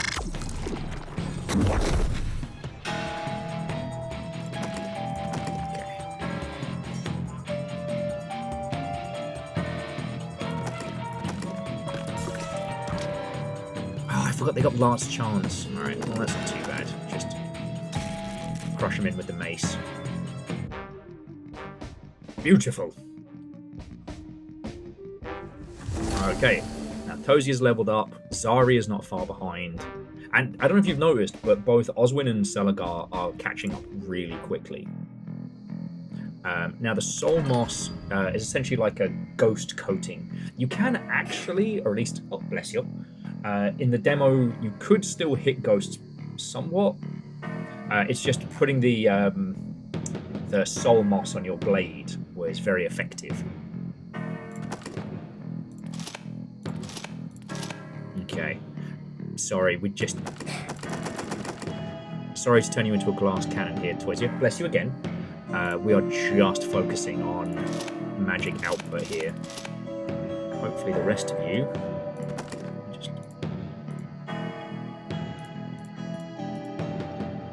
Okay.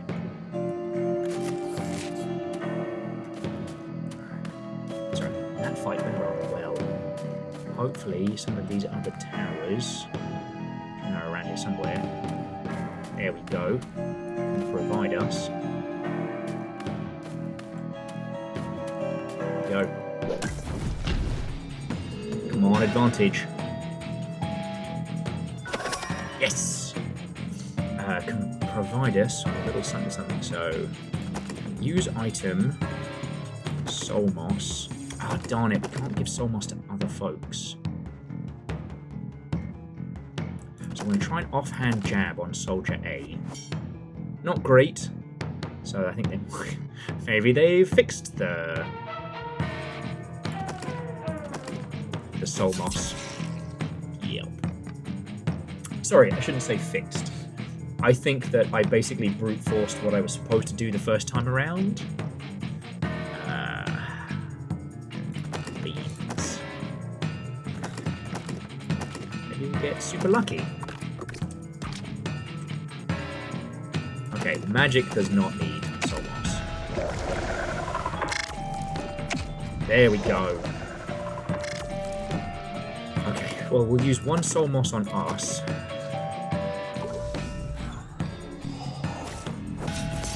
Holy shit, the bed!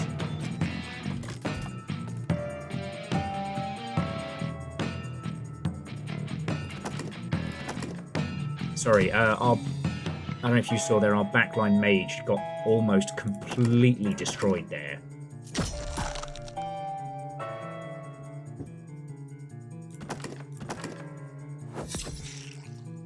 I'm just... Yeah, use item, medical moss on yourself. I'm just very cognizant of... We have a limited amount of soul moss, which we will definitely need. Okay, good shot. Wunderbar. Oh, I got a little spicy for a second there.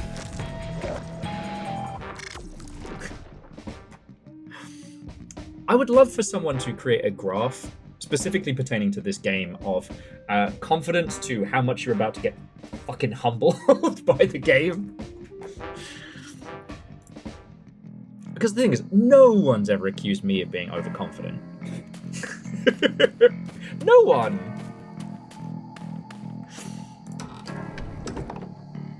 Okay, leave anchor. So this one enables magic channeling. Anchor spellcasting items will allow you to do channeling spells. These are separate from codex spellcasting items, which cast shaping spells. While shaping magic is physically based and very powerful, channeling magic is of other worlds and has spells that can buff allies and demoralize foes. I tried messing with those in the last demo build, and if I could start rocking 2 spellcasters, I think it would be very valuable. But with what we're rocking with,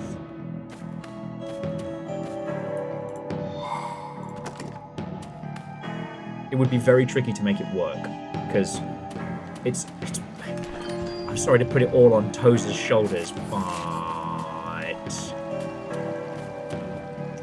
she's got to do the heavy lifting, unfortunately. Okay. Now, I know there are a couple of switches we have to hit out here. There are 2 snails. So we've just got to be a little careful. Ambush this horrifying nightmare creature, and then we'll have a nice another clean little rush down. And then we get the new stuff. So I will say, when we get to the end of this forest area, there is a mandatory bit of story stuff that is incredible. Okay, Oswin, Oswin jab, snail boo. Okay.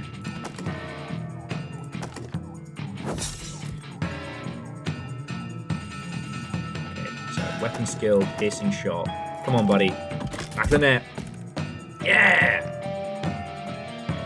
Ah, shit. Magic cops have found me. If the wizards take me, just know this was my last video. Hang on, I'll mute for a second.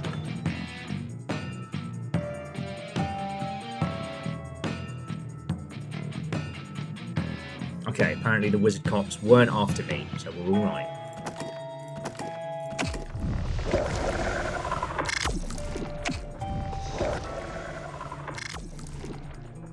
Target, snail A. Might be able to crush its... There we go. Now it can't see for heck. Okay, offhand jab. You two keep working on snail B. I mean, good shot as all.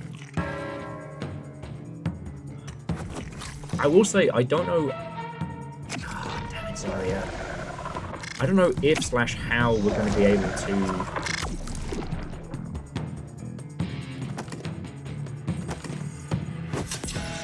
get Oswin's arm restored or rebuilt.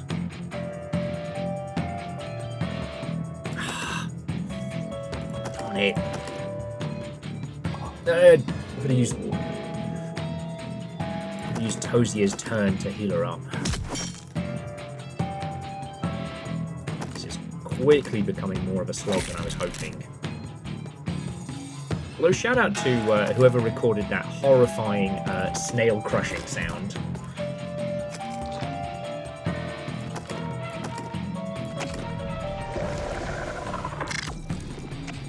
Okay. They missed. And they miscast. Alright. It's not perfect, but it gives us a little something to work with. Snail A is almost toast. You know what? Oswin, you can just handle it. Oswin, the stump stabber. Okay. You know what? Because they miscast and they're poisoned, so they haven't had the chance to armor up. So I stun them, and then we just start hitting them with heckin' bullshit.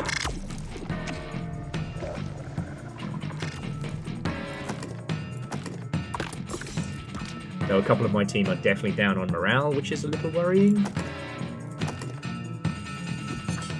I mean, in fairness, I can't fault Zarya for being low on morale, having a snail vomit into their face. I've never had a snail vomit into my face before. I don't know what that experience would be like, but it would probably be bad.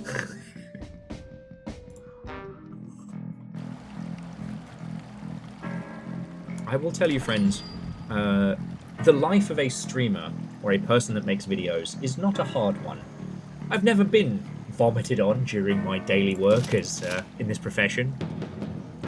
So if you ever hear me or any of my cohorts whinging, just remind them, you know what? Never had a snail vomit on you. Okay.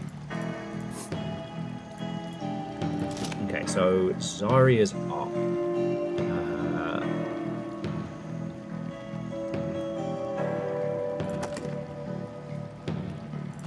Give Zarya a little bit more courage. A bit more melee. Grit-wise, they're doing fine, so yeah. Okay, did anybody else level? No. Sorry, the reason I was waffling there about moss, I was waffling there about limbs and whatnot, is I had some, we'll call it some time off, because you do not need the gory details, dear friends. But I had some time off recently, and I got very into the video game Kenshi, where replacing limbs with cool mechanical prosthetics is kind of rad as heck. So I do wonder what we're going to be able to do for Osmond, whether he'll have, a cool, like, Magitech arm, or whether we'll be restoring it with, like, medical magic or what have you.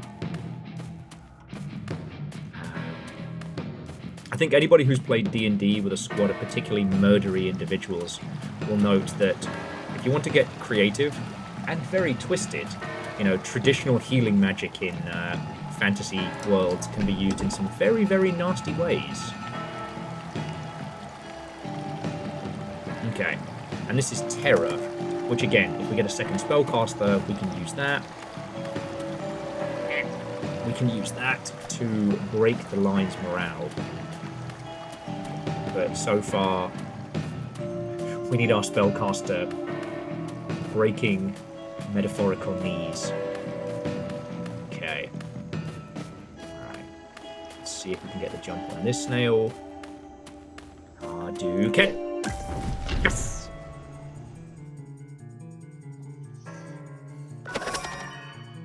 Okay. Alright. Second verse, same as the first.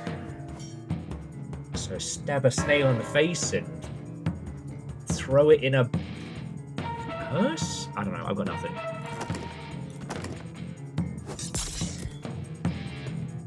Okay.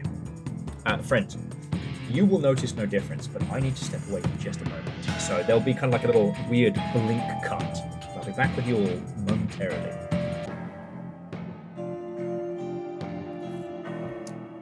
So here we are. Ever onward. Okay. Team is all leveled up and ready. We smashed a great big snail in the gob, and we're getting through the forest.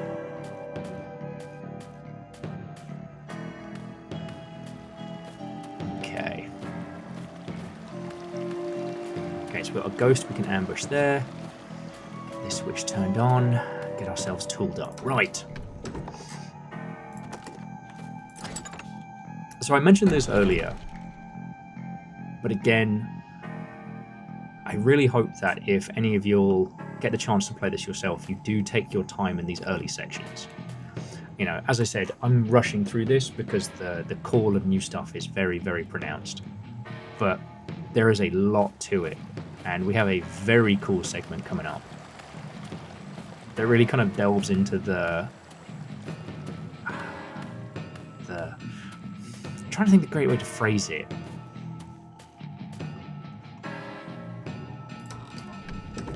I don't know, the history of this. An artifact that will attune one with the other world, increasing the bearer's damage against fey spirits that lurk in dark corners of the world. Brilliant. So magic already works, and we should probably give that to Zara so she can stab a ghost in the face. The theology of this world feels like the wrong thing to say in that regard, but basically there are these kind of like pocket afterlife or afterlives that people's souls are put into. And please don't quote me on this, but from my limited understanding of what I've seen in this game so far, the idea is that those who fall outside of these places, who are not, soul buried, for lack of a better term, they just have a bad time. Okay. Shit. How do you ambush a ghost? Alright. Go on. Walk back to your spot, mate. Come on. Apparently the answer to how do you ambush a ghost is you don't. Get through this. Nope, nope, nope, nope, nope. Nope, nope, nope. Some of these ruddy snails.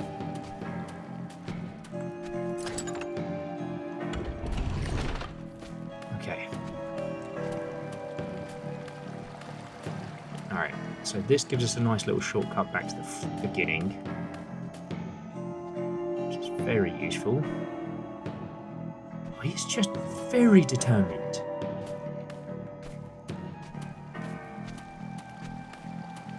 Sorry, I don't mean to play Ring Around a Roses with all the enemies. I'm just desperately trying to do my best to avoid us getting stuck in a long, drawn-out fight. Spell of Chitin. Okay. Oh, he's still coming for us. Alright. Because we've still got one more segment to get through before we start seeing the really good stuff. Oh, the XP would be lovely.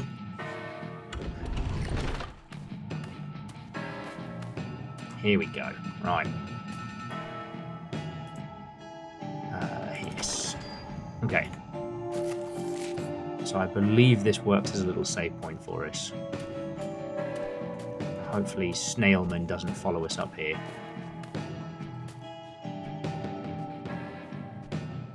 God, you do not have that many lines in this play, Snailman. Is he still coming? Darn it! Okay. I guess we've got to fight him. His little army of bastards. The pool that we're about to explore is another one of the great little flavours of this. Sorry, so one point I was talking about earlier on today was like the comparisons between lovely Hellplace's works and predominantly like Morrowind. Now, I definitely played Elder Scrolls Arena back in the day. I don't remember if I played the one between Arena and the later games. Kind of drawing a blank. But Morrowind, as I said, like, I didn't have the internet at the time. I only had an Xbox copy of it, so I got super into it. And one of the things I loved, right, offhand jab, one of the things I loved about it was how different it was from everything else that had come before. And I think especially when it comes to, like, the gods and deities of the world of, you know, the Elder Scrolls, I think is kind of where it shines. We got to rush them down, basically. And hit the back line, but yeah, there we go. But yeah, that was the thing that struck me. You know, the gods of the Elder Scrolls series didn't seem as cut and dried as they were in a lot of other fantasy series, and I really liked that. You know, kind of like how the varying creature designs in the ilk of like the Shin Megami Tensei series are super original. That kind of thing. Of course I got bloody poisoned.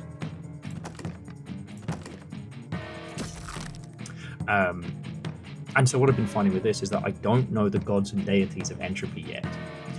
There is an deity that seems to be the one keeping us alive.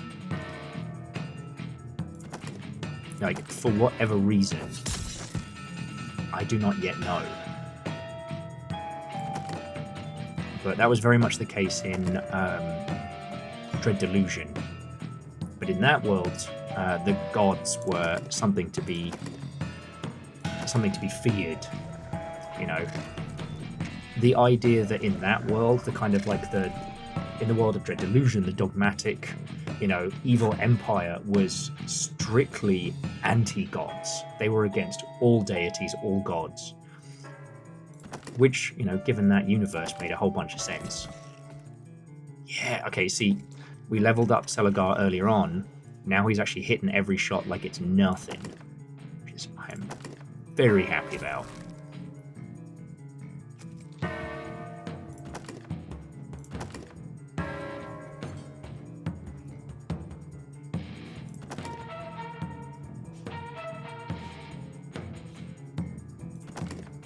Maybe she can get an... I was hoping she'd get a crit on Snail E, and then Snail E wouldn't get a turn.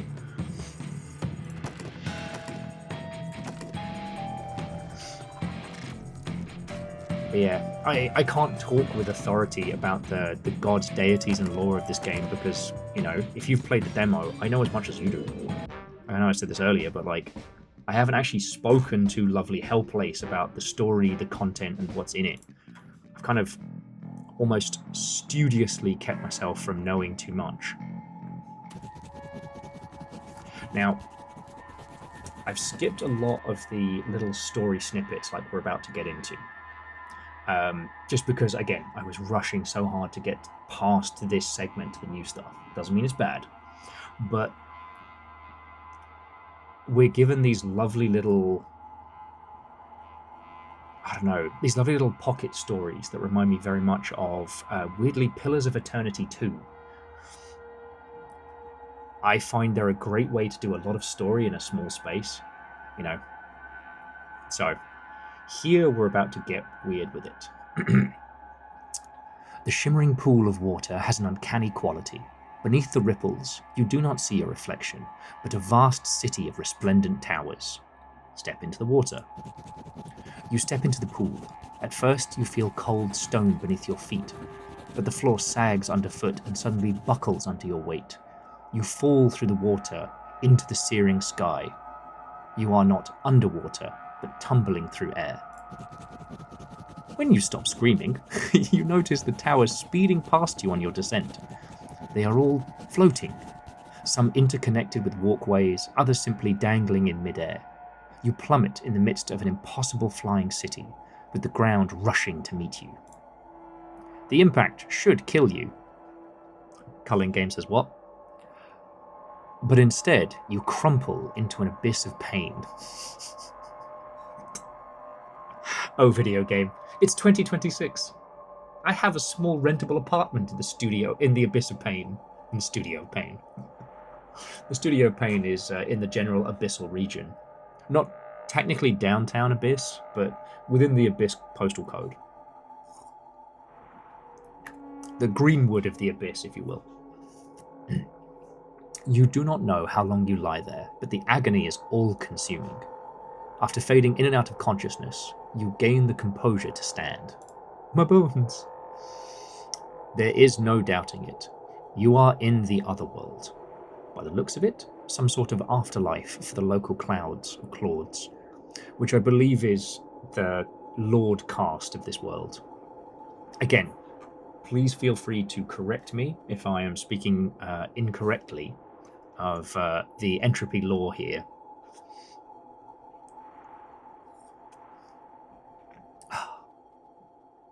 Your only hope is to petition its soul gardener, wherever they are. So I guess the idea is within this pool of water, this is a special heaven, a special afterlife only for a particular caste of aristocracy. The soul gardener is essentially like, well, the gardener of this place who looks after it. You're in a small urban square, surrounded by grounded towers. A gate leads further into the city, but you also notice a small rusted bell among the cobblestones. Ring the bell. The bell makes a dull note when you ring it and emits a faint glow. After that, nothing. Sorry, I'm kind of in my... I need to bring you all over here. There we go.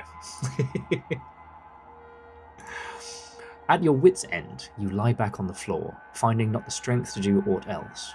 You are starving, and your stomach gnaws at you from within. But death never comes. Who knows how long you lie like that? Until... Like, you'll get how horrifying that is. You fell into an afterlife, broke every bone in your body landing, but didn't die. Now you are somehow lying on the ground, starving to death, but you cannot die. Yay? A flash of light. You are not in the city, but a resplendent palace chamber. A being of surreal beauty floats before you, all eyes, wings, and mouths. Be not afraid. You find you cannot look directly at it, for its grandeur is blinding. Okay. A warm feeling flows through your body. Ah, but you are not of my flock. Your heart still beats? It seems thou art a foreign creature, warm-blooded, wandering aimlessly in thy garden. Unfortunately, thou cannot be allowed to continue like this. Do not worry, as thou art not of my flock, I will limit thy torment and suffering as an act of charity. Oh, what the okay. So last time I did this, I spent a little bit of time, like, talking with the spirits and exploring, which I highly recommend you do with your playthrough. With this one, I thought I'd be able to just talk my way through it, but because I tried to speed it, they have taken it very personally. So, alright, time to stock up on soul moss.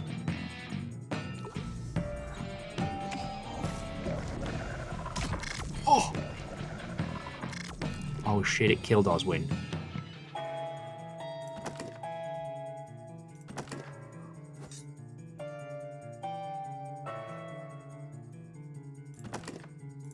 The whole team's got to use soul moss so they can actually do some damage. Oh, I am so hecked.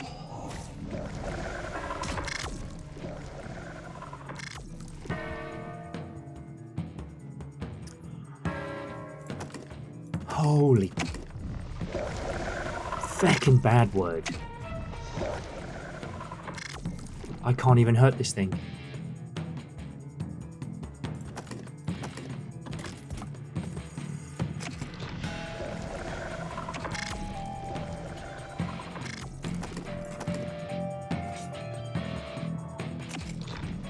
What is going on?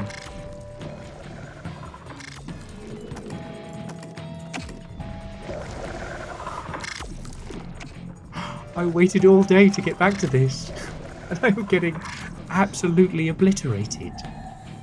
I think Toza just lost her soul. Selagar is dying horribly. Oh no, it's Terra, of course.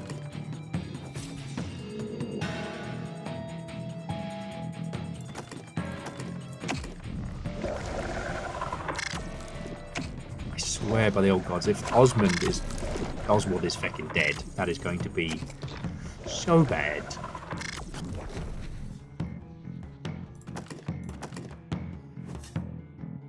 Holy feck.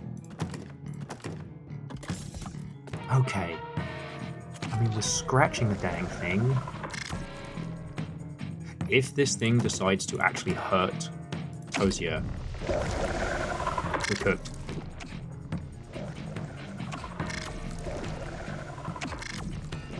Like that. Exactly like that.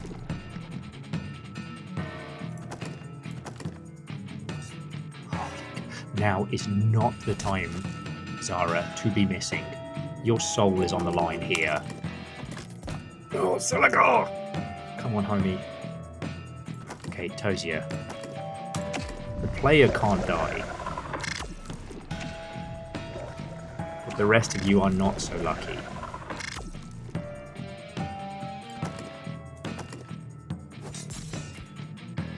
Okay, it's not much, it's a little.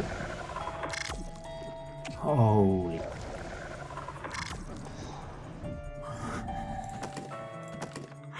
So what have we all learned? That sometimes when Will thinks he knows what's going to happen, he absolutely doesn't.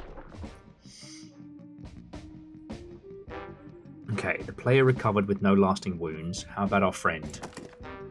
Oswin recovered with no... Okay, cool. So he's just going to be mentally, emotionally, and on his very soul scarred, but he's going to be okay.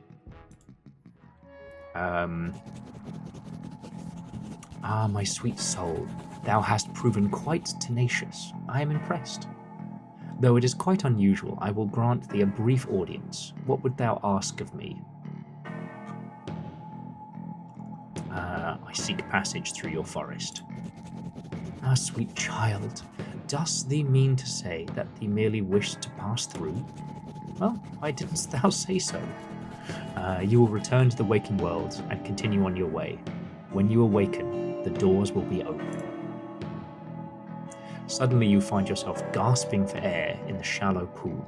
Your companions rush to your aid, and when you've caught your breath, you ask them how long you were down there.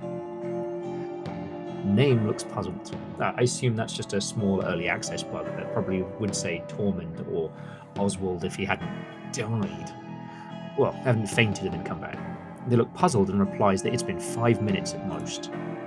Though your companions seem to bear the cuts and bruises of a recent battle, they have no recollection of fighting the Soul Gardener. It is you, and you alone, who bear the memory of that strange dream. You gather your things and depart. So again, friends, I hope you take the time to explore, because you can talk to the varying souls. Spoiler, they're not having a good time. Okay, everybody gets a little heal. Okay. And from this point forward, it's all new. If I take one step more, this will be the furthest I've ever been from the Shire.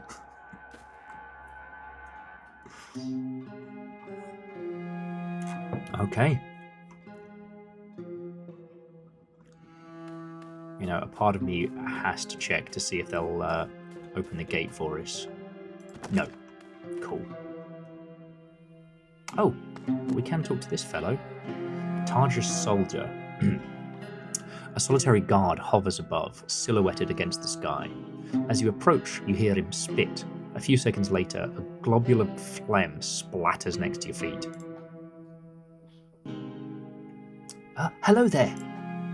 The guard doesn't seem to react in any way to your greeting. For a moment, you wonder whether you're just squinting at a man-shaped bundle of tinderwood. I said hello there! The guard shifts, ever so slightly, forward to lean on his wooden parapet. His booming voice, tumbling down the rock face, still manages to sound lethargic. Can't you lot read the sign? No passage.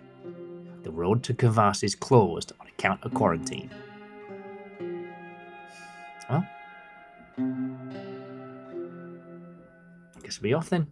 The guard looms above, saying nothing. Ah, well. But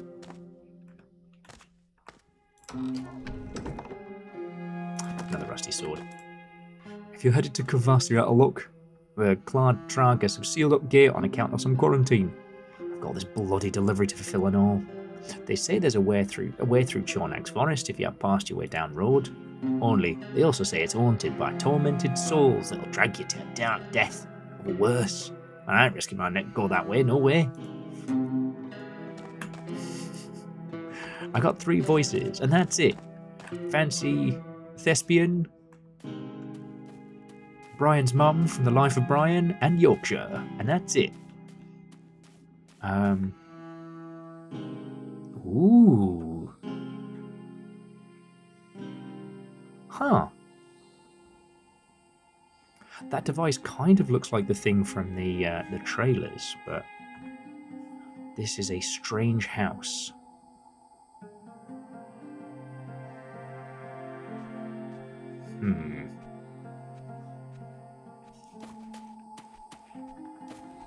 Dear friends, if you will allow me a moment of pure cowardice, I'm just going to take this moment to camp outside.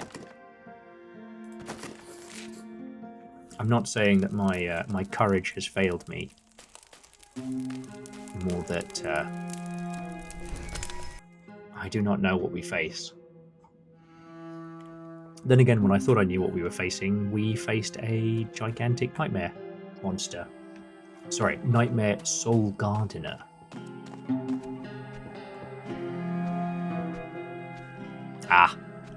Now, as I mentioned earlier on, friends, DreadXP and lovely Hellplace are letting me play the early access build.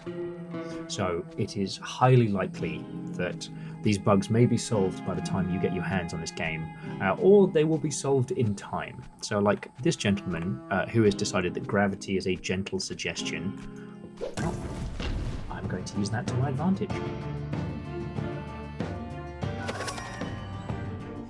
Is that a... They have a ghost sniper. God. Okay, this is tricky. So Defender A, right arm. We'll see if we can... No, we can't even scratch these two. Okay, so... There we go. At least now we can disrupt these heckin' bad words and hopefully give us... that way we only have to deal with one of these armoured bad words at a time. we'll poison the demon sorcerer at the back. Although, okay, sorry, demon scourer. I was about to say, it's a bit shenanigans that he calls himself a sorcerer when his sorcery is a gun. But that might be just because I'm still mad about the final boss from Sekiro.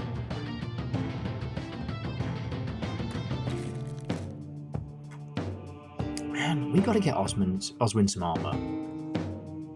It does seem like everybody picks on him.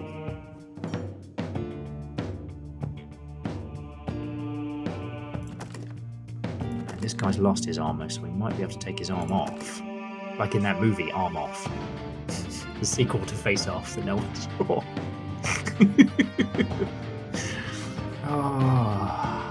One of these days, I need to spend a day on John Woo's Stranglehold. Because that sure is a game that got made. Like, this has absolutely nothing to do with Entropy, both the concept and the game, but I often think, which is worse? John Woo's Stranglehold or 50 Cent Blood in the Sand? Because it seems an obvious answer, like obviously it's 50 Cent Blood in the Sand, but think about it. What did you truly expect from a 50 Cent video game? Right? But from something that literally has John Woo's name on it, and features the likeness and vocal stylings of Chow Yun-fat. Like, that's Hong Kong blood opera royalty right there. Stranglehold should have been the game that made Mr. Max Payne question his life choices forever. Well, actually, that's a misnomer because he was already doing that on account of all the drones.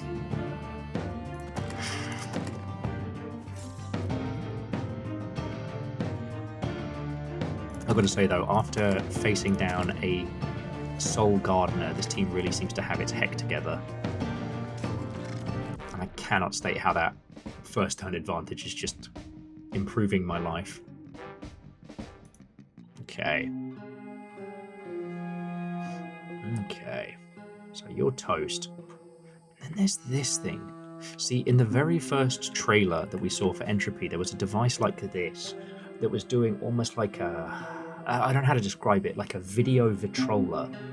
Like the wheel behind was playing video in the same way one might sound through an old gramophone. It looked really heckin' cool.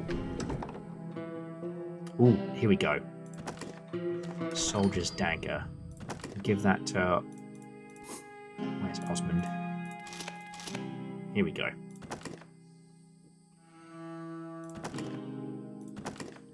I'm hoping we can get the poor guy some medical attention. Because despite missing an arm and having a bad time of it, he's been an exceptional fighter so far. Okay. Now it is time for us to explore this strange house. The lands around it.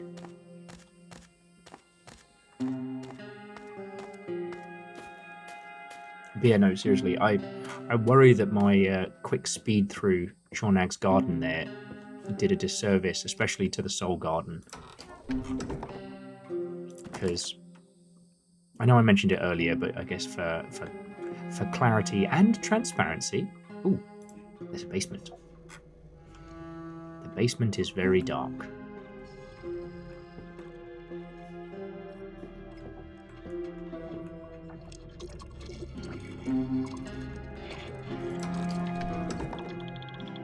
Okay, soldier's mace. I managed to fumble my way through the darkness, but I fear we have to come back here with some kind of torch. Okay. But no, the thing I was going to say was I was very, very lucky to be able to play the demo of Entropy early. I was asked to do that. That was another sponsored video, and it was glorious. Then when it came time for Steam Next Fest, even though I hadn't been asked to, I really wanted to dive in, because there was a little bit more like tweaks and additions from the demo that I played prior. Oh, where does this take us? Okay. And so with that one, I did that one on stream, and I had a lot more time to kind of like explore and heck with stuff. And boy, howdy, did I have fun! Is that okay? Is that a mass of tentacles or a witch's tower? All right, friends, let's find out together.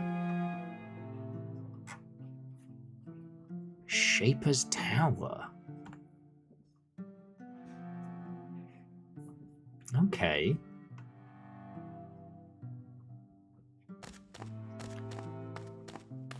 Shaping being one of the schools of magic. So let us see what curious things await us here.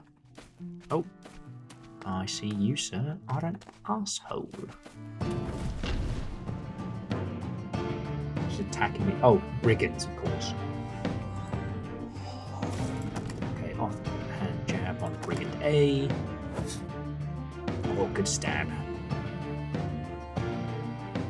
But yeah, no, so I spent a lot more time in the Soul Garden and talking with all the souls there who are being very tortured.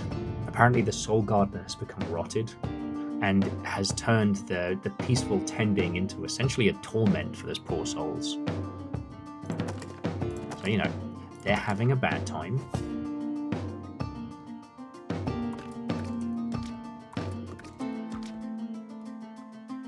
Okay.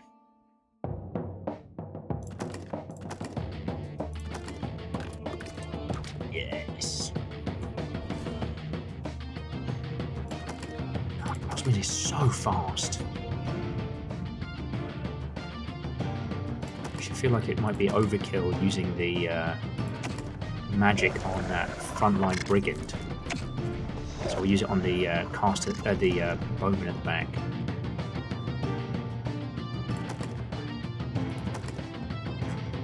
Take his right arm.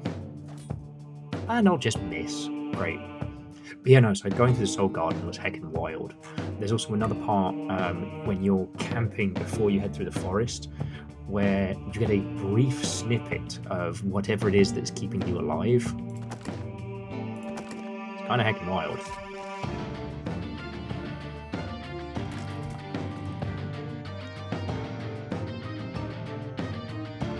You know what, just a raw attack on the brigand should be fine.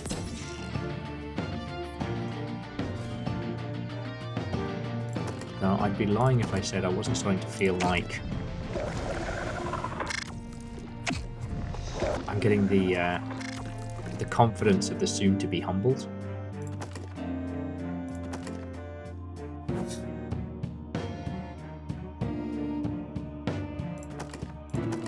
Yeah, we'll keep trying to keep the this armored guy stunned was what I was hoping for. Weapon skill, piercing shot. Oh, see, this is why Celigar is my MVP. When he hits, he makes it everybody's problem.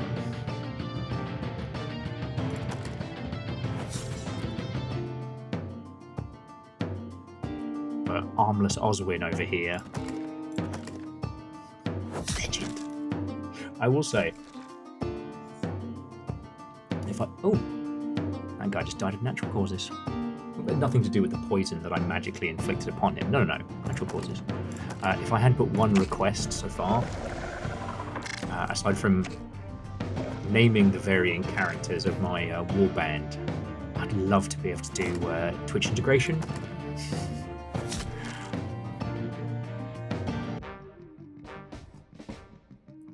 But that's a request for another time.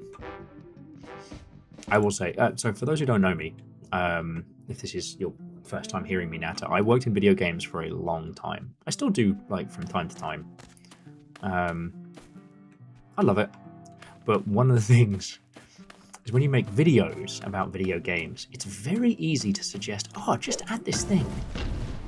It's very easy to suggest it when you don't have to actually implement it.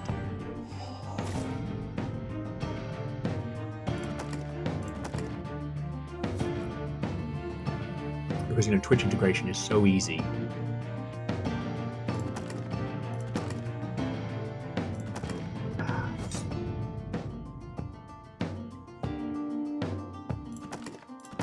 Okay, now go. See, now Stellargar's skill is up. God, he's wrecking face.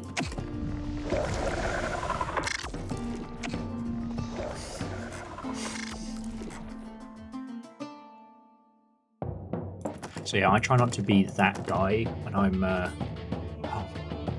also try and make sure my little character hits things. Yeah, here we are. I try not to be that guy when I'm talking about games that are still in development, because it's so easy to say, like, oh, they should totally do this thing, when you're not the one who has to actually do it. Medical moss on you, Oswin. You fought a powerful spirit and lived. I'm not going to lose you to a bloody snail.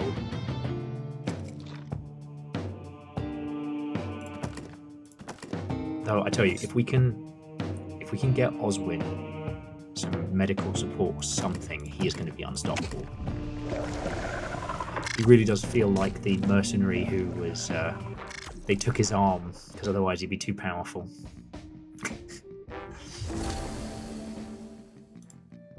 Ah, marvellous. Who leveled up?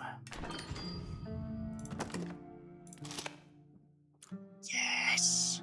Magic, magic, magic, magic, magic. Oh!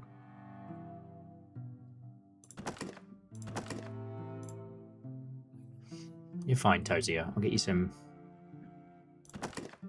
armor at some point. Oh, okay. A new perk is available. Here we go.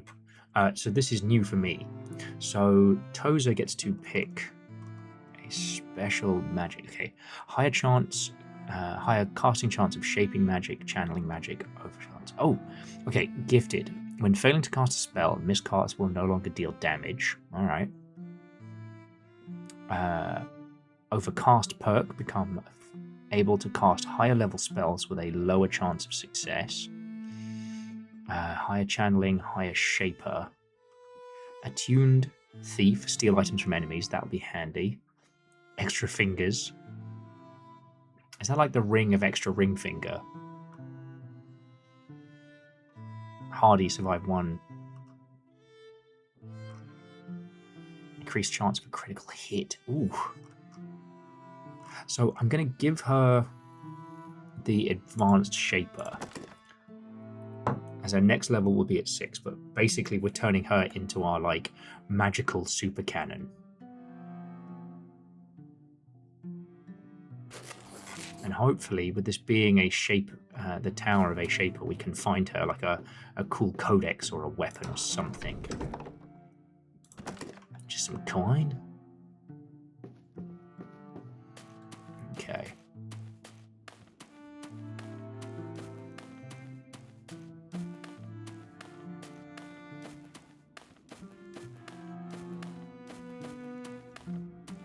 Okay.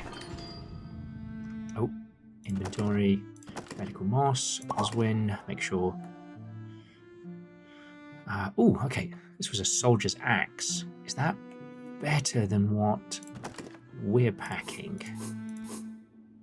So rusty mace, soldier's axe. 3 to 8 to 0. Soldier's axe. Oh, 5 to 10. 4 and 0. Brilliant. Oh, and leaf and armor.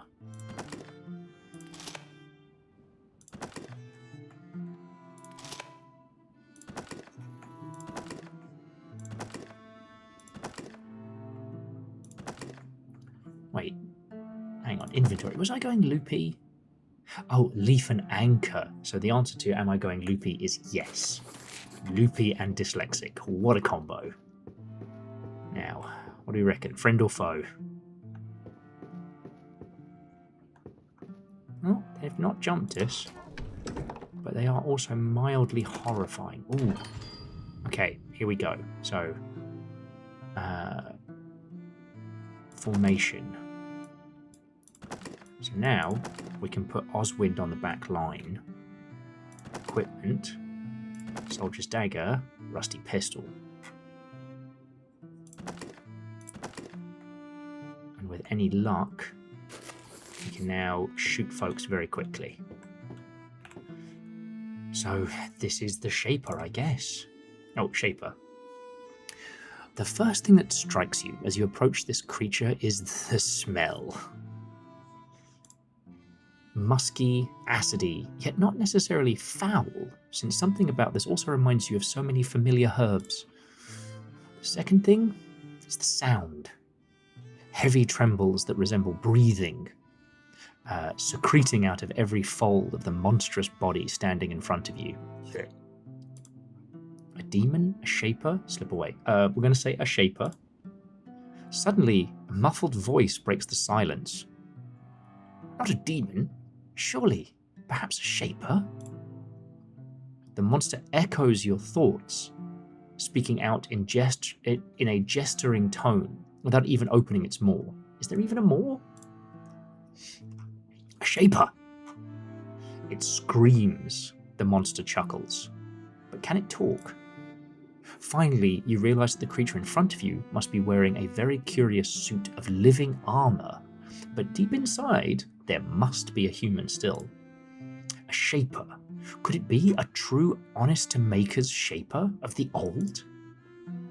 The shaper says, "Forgive me, child. This is way too easy to read you. Even those companions of yours are a book closed tighter than you are." Well, what do you mean a book? They expel a long sniffling sound. Read you I must, then. You came from Drainog, child, home o' hedgehog kin, but it's not home to you, and really it won't be home to anyone anymore. You never called a single place your true home. That is, with the lack of the most luxurious of privileges, acceptance. Yet still, Claude Tragus is closed to your heart. Why can't the road be my true home? You're of Dyfred's creed, are you not? Each scar that covers your skin is pink and fresh, yet proclamations of the long-dead poet are echoing everywhere around you. They sniff again. One of your troop thinks of herself as she walks the road I also walked once. Tozer loudly gulps behind your back. But can she take a tumble down the cobblestones?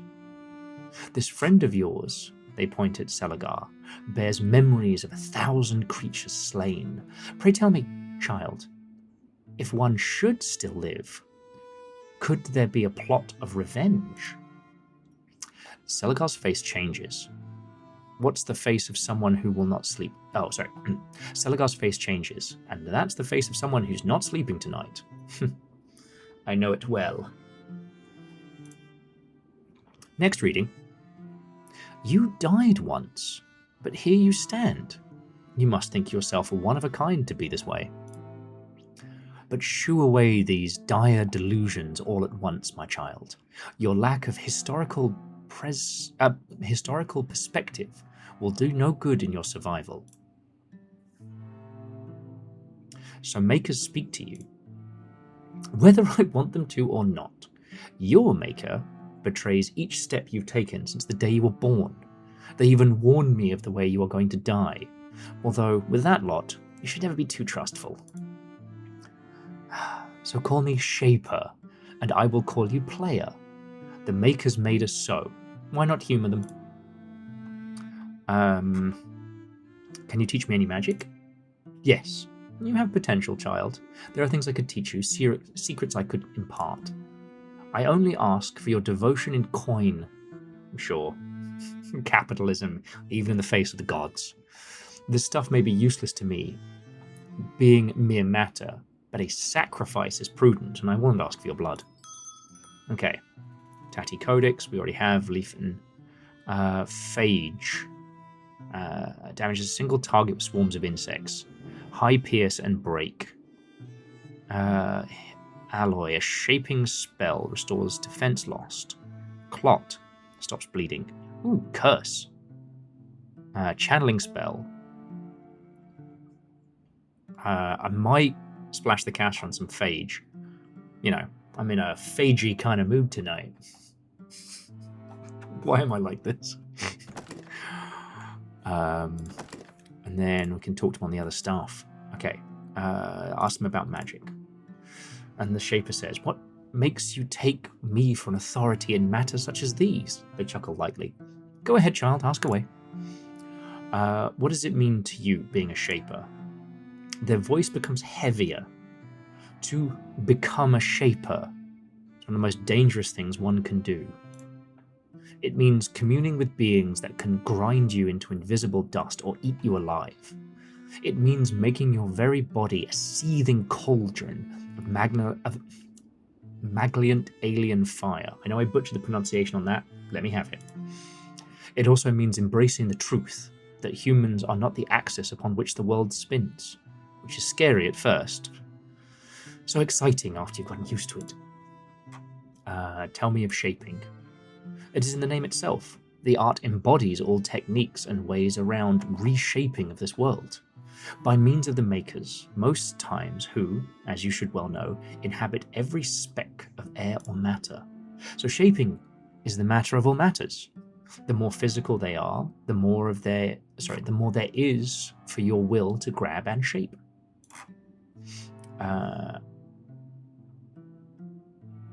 So other shapers, historically, someone more like me. Today, most likely, someone more like your friend there. Tosia squirms. And in shaping spells, commands and schemes to trick the makers. Find any town's fair charlatan and crack open their basic codex. Inside you'll find some sort of key that little builders of the world were taught to recognize and fancy. So, clutch the key, utter your command, and the makers should rebuild a small part of this world as instructed. Okay, I don't see a codex on you. No, you don't. Those tiny buggers had all the time in the world to get familiar with me and what I want. Hey, so you scare me now. Do you have any more questions regarding magic? Okay, I think that's enough for us for now. We're not really hecking with channeling, but if you all wish to inquire, you can. Okay. So, I am going to ask about the word itself, so can you sell me a trinket? Okay, we're going to take Phage, High Pierce, and Break, because, I mean, Armored Baddie's the one thing we're really struggling with. We can kind of poison them, and Troz is becoming quite strong, but I feel like we need it. Okay, and then ask about the world itself. The world is ever so changing, but the one thing about it that is constant, it doesn't... what phrase do you people use? It doesn't give a flying shit about you. Damn. You know, for a strange living armored bug shaper person, they're pretty on the nose. As someone who's been around quite a lot, maybe I can be of some help to your survival prospects, child. Okay, ask about the makers. Even when we are alone, we are never alone. Someone's always watching. When we eat, so do they. When we travel, they come along. And when we die, they consume us. Every one of us is a menagerie in our own right, a colony enclosed within a single body, a multi-species collective, an entire world. And then these bodies come together and create families, claudes, towns, cities, and sometimes even nations. They spell the last word as if it was something alien. Indeed, we exist within a whole universe of single-minded makers and their hosts. Do you have a claude of your own? Long ago, my kin were deemed too unruly to live in claudes. Ever since then, each of us has been a nomad, a nanobiome of our own, untethered to a single place. So your armor, it protects me from you just as much as it protects... it protects me from you as much as it protects you from me. Suits like these were once used to sail the Great Sea. Wait, the Great Sea? The Sea of Stars, child. The ones that once held so many of our hopes. They seemingly drift away into their mind. Ooh. There's that little snippet of Vampire Hunter D I smell. Oh, oh. Look, I'm trying to be normal about this. I am fighting back an incoherent screech. This is very cool. I have a real penchant for games and media and fantasy and all sorts where we are not beaten over the head with the lore of the world, where we are given a player, a character, a grounding before we begin. It's actually one of the things that I think people miss most about Chrono Trigger. You're just a lad. You're just a lad in a village. What's coming up? Village Fate. Don't worry about it. And by the end of that game, whew, with this, you are a player and you strut about the stage and demons attack. Now run. But truly, what is this world? What is its lore, its makeup, its cacophony? Any game that is confident in itself and allows us the chance to learn it will always have my appreciation. Okay, ask about the peculiar building. Oh, have you noticed this, child? If a family builds a house for itself, no matter how creaky and crooked, in time it becomes homely. 3, maybe 10 generations in, you will find the narrow window more disposed to the sunlight. The chair is better for your back. The spoon makes any gruel taste a little bit better. Arm makers, in their nerve. Sorry, my apologies. Let me have a little bit more tea. I'm tripping over my words here. Our makers, in their never-ending labour, do their best to make our habitats as habitable as they can be.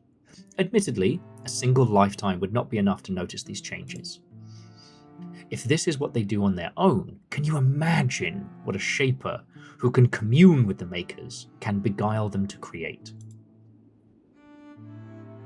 So you beguiled the makers to create this place?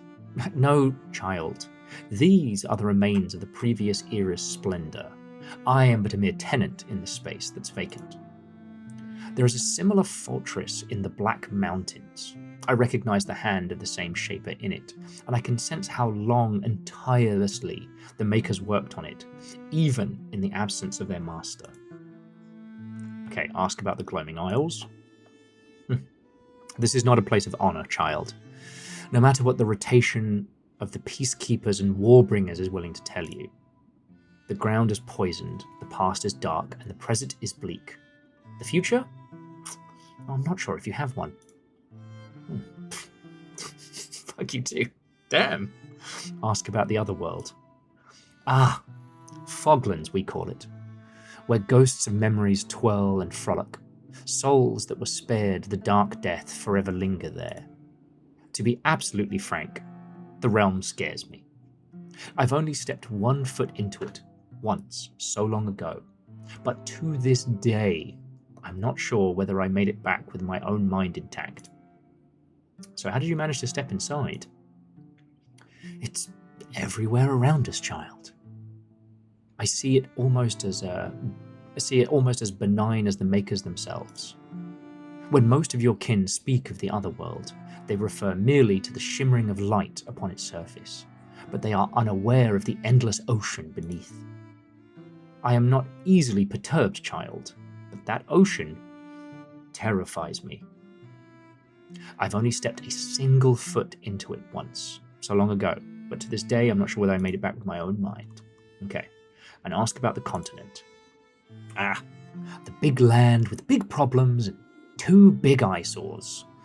The cursed tourmaline of yore, and the besieged last redoubt, humanity's final remaining fantasy of grandeur. They said the thing. Doesn't sound like you're too fond of the redoubt. When you get to my age, child, you're never fond of anything. Your age, can I ask? Nope, you positively cannot.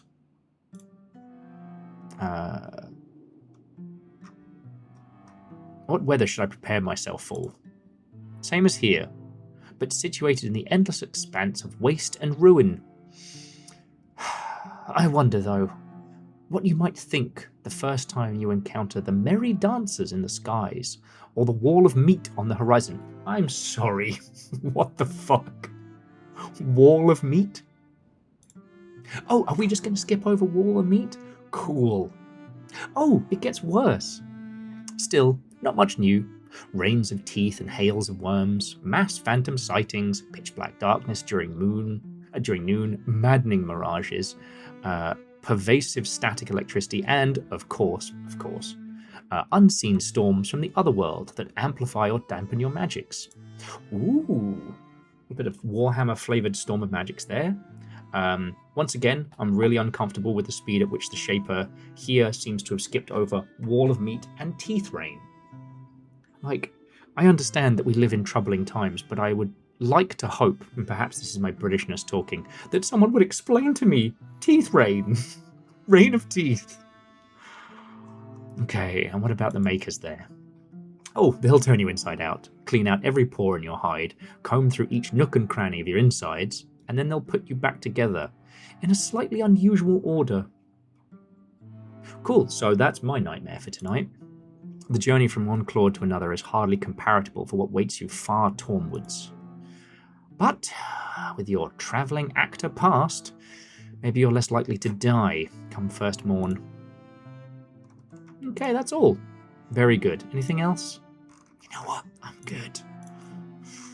Farewell. Oh, before you leave, have you heard the tale of how humanity was born? But there are so many of those. Yes, but this one is told by Shapers. Hey, so this character is amazing and also horrifying. I love it. Also, hang on, before we read this tale. Oh, you didn't see that. Shh, didn't see that. Nothing was on screen there. It was just... Okay. I need to...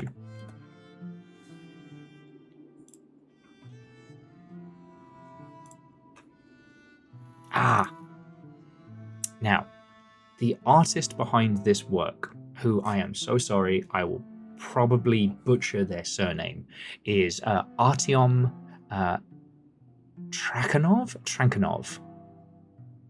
Now, Artyom did illustrations for Dread Delusion and this, and I cannot state how much life and flavor and character they're able to bring to this.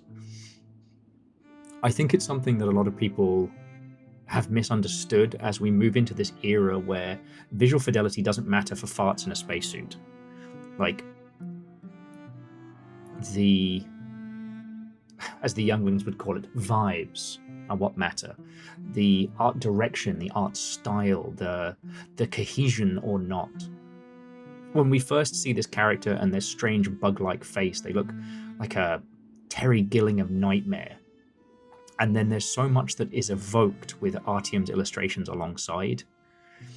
Like the open unblinking eyes, giving them, I don't know, they seem to have this sight and clarity that sees entirely through us. And then you combine that with the incredible writing, and all of these bits come together. Those early Final Fantasies did so much with small, chunky pixel art, and then gorgeous illustrations. Now, those illustrations were predominantly in the manual, but back then one was expected to read the manual. With this, they're able to blend all of those elements so well together. It's feckin' grand. It's feckin' grand. No, it's just, I meant to look up the illustrator's name earlier on, because their stuff is heckin' cool. So, yeah. Okay, now the tale of humans as told by Shaper. In the beginning, there was only the first Shaper, but soon enough, they started to feel lonely, so they created us, humans. And in their kindness, the first Shaper made sure to give us an enormous lifespan, so we would never vanish. But as we woke up from our very first night's sleep, that very first morning, humans saw the first Shaper old and frail. Such was the nature of our time. How poignant. Of course, as the way with all fairy tales go, the ever-vain humanity began to mock the Shaper, and in their anger, our creator quickly changed time itself to be so short that even centuries of tireless human prayers would never be enough for a single sound to be heard. Damn. Ah, how sad. And as the first Shaper began to second-guess themselves, was I too harsh? Have they been punished enough already? The human time had come to an end, and it was finally our turn to vanish. Can you decipher the moral of this story, child? Yeah, don't fuck with gods. Our lives are meaningless and full of hubris. The Creator is deaf and cruel. Shapers already accelerate things, or how can we be so sure that our time has run out already? No. The moral of the story, child, is that you should never comment on a Shaper's appearance. They wave you a courteous goodbye. Okay. Feckin' yo. Alright. You know, whatever else that we might find on this jaunt through the early access, whatever else we might stumble upon or otherwise, that was entirely worth it. That was entirely worth it. Oh, sorry. Spinning these things around.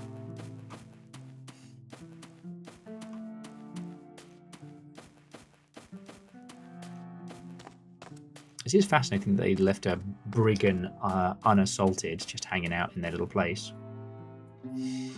Okay. So, I don't see anything behind them. I wonder if there's anything we can do down in the beach. Ah. Sorry, I often find beaches and RPGs to be enticing, even after nearly broke me. If you never played the original Nier, predominantly Papa Nier on the 360, there was a whole, what was supposed to be a mini training arc. Wait, oh, what the bloody hell are these? Okay.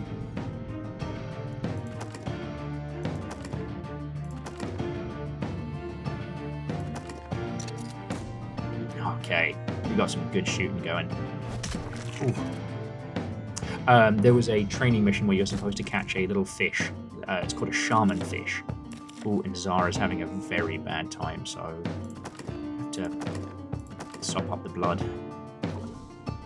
But it was extremely easy. It was extremely easy for the player to essentially go the wrong way. Okay, here so. Moderate damage and can cause poison. Multi-target.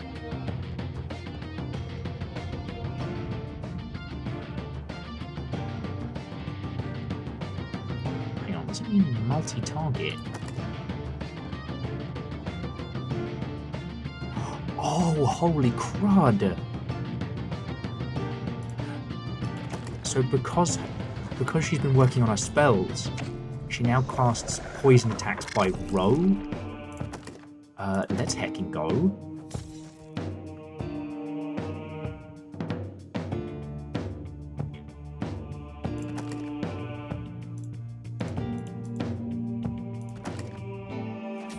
Oh, that chopper is very powerful.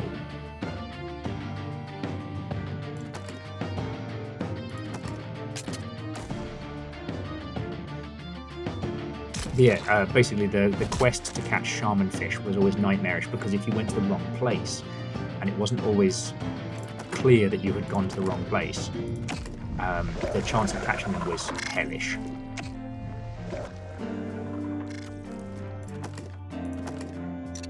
To this day, I'm still haunted by that bloody shaman fish. There was a friend from out of town who was visiting when we were playing that, and he'll occasionally just message me shaman fish with no context. I'm still angry.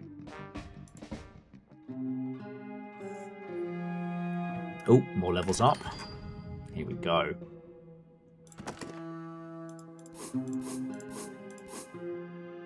Ooh, okay, so we'll just keep doing melee and grit.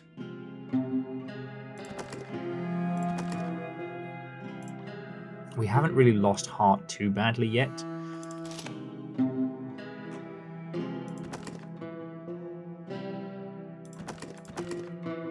And yeah, no, you just need to hurt people better.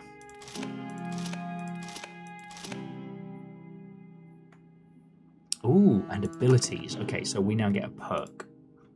Accuracy Lucky Opportunist increases damage against bleeding targets, unlocks an extra ability for every weapon.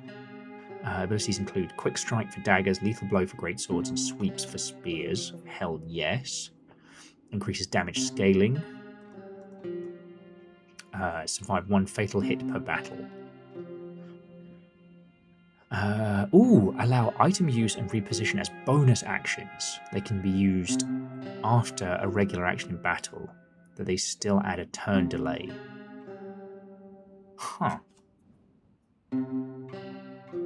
That seems like it would be very powerful. Like, Thief could be good for us. I just...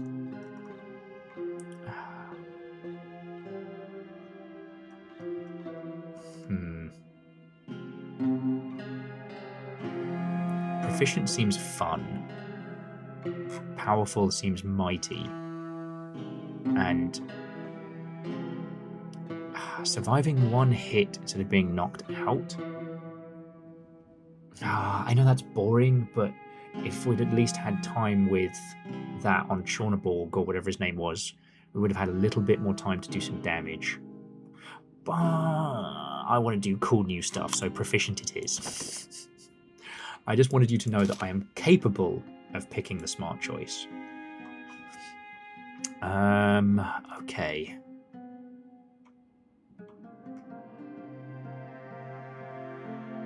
And honestly, I think Zarya, I'm just going to make her more powerful.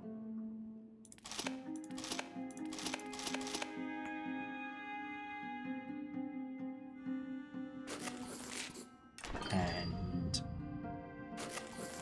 let's see what the town holds for us. Oh, we finally made it to Cuvas.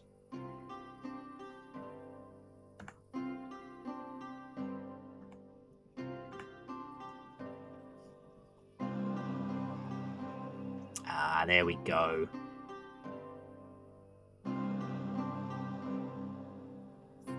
Bloody marvellous. I've only been waiting to get to this place through 2 different playthroughs of 2 different demos. Every year my village harvest shrinked. I've slogged for a week so I can pawn some valuables in the Cuvas market and even earn some coin, but now they want me to sit in a tub, sweating and puking for even longer. You will watch my wares, or while my village starves.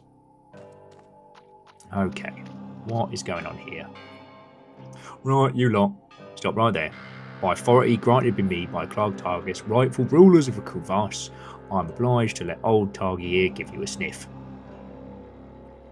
Viking, that's your dog, I take it.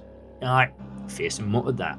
That's why I gave it the name of famous emperor of legend, Vartni. I think you mean Vartano. What, you some sort of scholar? Fuck it, let's get it done. With a nod from his handler, the dog bounds and shoves its drivelling jaw in the crevices of your person. Ah.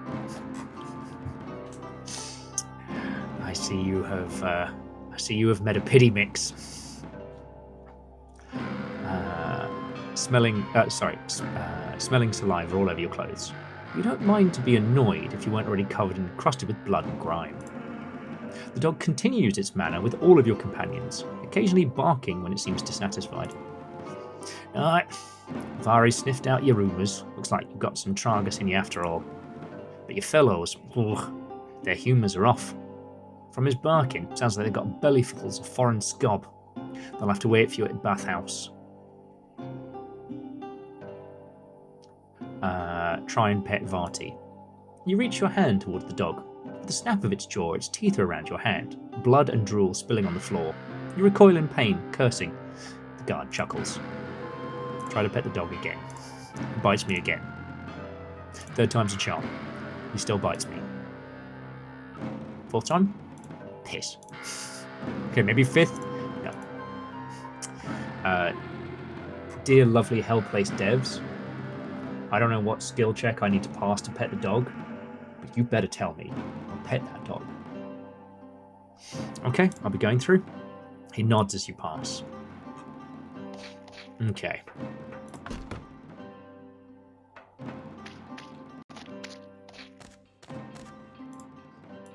Okay, so we have to go through the other side, and it looks like we have to leave our companions, which doesn't seem too ridiculous. Okay, the man is drenched in a foul-smelling liquid. You aren't sure whether his bath water or discharge from one of his many guests. But the back rooms, you hear occasional howls of pains, and you think a constant chorus of retching. My party needs a doctor. Oh, what's amiss? Infected limb. See what we can do.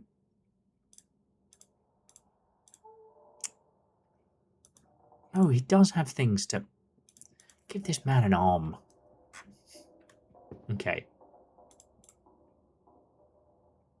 Looking for rest for the night. Well, your companion's already causing you a right mess in the scub baths, but as drag as kin, you can spend the night at a private sauna. Throw a few coins at for trouble. Okay. Hopefully our company forgive me for having to sit here in the Tragus baths.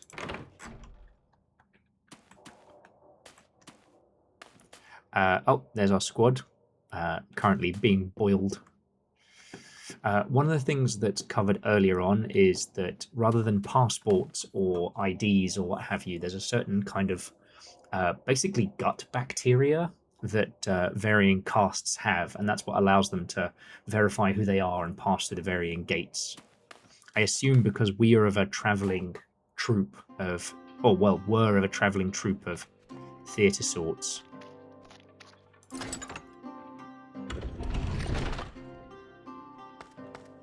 We've already ingested at least the low version of it.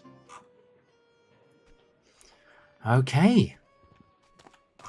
Dear friends, welcome to the markets of Cuvas. Everyone complains about priceless shrooms. Every year it doubles, and more clawless folk just disappear. But city folk never spare a thought for farms. The ties are killing them just as quick. Yeah, I was just going to say, if any of you want me to pick something up for you, if you want some shrooms, if you want me to get you some questionable beverages, like, I don't know, if you might have to DM me, but yeah, if you want me to pick you up some trinkets, or perhaps like a little like tea cozy or otherwise, then I can pick up something from the gift shop. Ooh, troubadour. A young troubadour is playing a haunting melody on her vault fiddle. She flicks a switch. As if by fey magic, the tune continues from a lightning-powered contraption. She sets down the fiddle, closes her eyes, and sings an ethereal hymn for the music. Enraptured, you find yourself listening to the whole performance. When it's over, the square is silent, apart from the distant hum of lighting heaters and the pattering of rain. Applaud. Your claps echo around the square as the troubadour meets your eye. Hey, my fellow, I know you. You're a performer for the Tragus Company, right? I saw you in the Tragus Theatre before you hit the road. I won't jest. When you played Vitano, it was pretty wooden, she smirks. I've always respected the company, though. Where's the rest of you? Demons at Drainog. They're gone. Wait, the whole company? Damn, that is fucked. She sighs, cradling her head in her palm. When you lot got back, I was going to audition. Had it all planned out. She looks up at the giant cloth-covered screen behind her. When I was a babe, back when the delusion discs still span, ooh, that must be the thing. I dreamt of getting my music on the lightning wires. All of Cuvas would know my name, I'm sure. Of course, then the sudden silence happened. Sorry, that glare was... Once again, we've been dropped this little tidbit of world lore.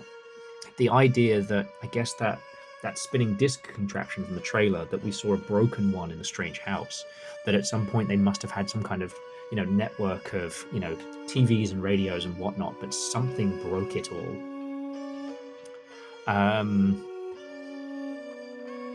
That was a beautiful performance. She bears a mournful smile. The song's a contrafactium, an imitation. When I was a kid, the great transceiver still lit up the lightning wires. You could spin your delusion disc and, like a dream from the other world, you could see and hear the most beautiful things. This song is a half-remembered melody from back then. Like so much of our culture, the origin was lost in the sudden silence, and I don't even know the artist's name. I must have been pretty young at the sudden silence. Oh, I was only a babe, but those days are burned into our memories, right? I remember the screams of my ma rushing downstairs, seeing my parents bewitched in the glow of the deluding glass. They looked at me, heads askew, and shuffled towards me with a terrible gait. Behind them, I could see the delusion disc spinning and things spilling out of the glass, like our dreams had come alive. My uncle came and grabbed me, took me to safety, said that the great transceiver had been possessed by a fey spirit, and all those who looked into the delusion glass would become forever lost.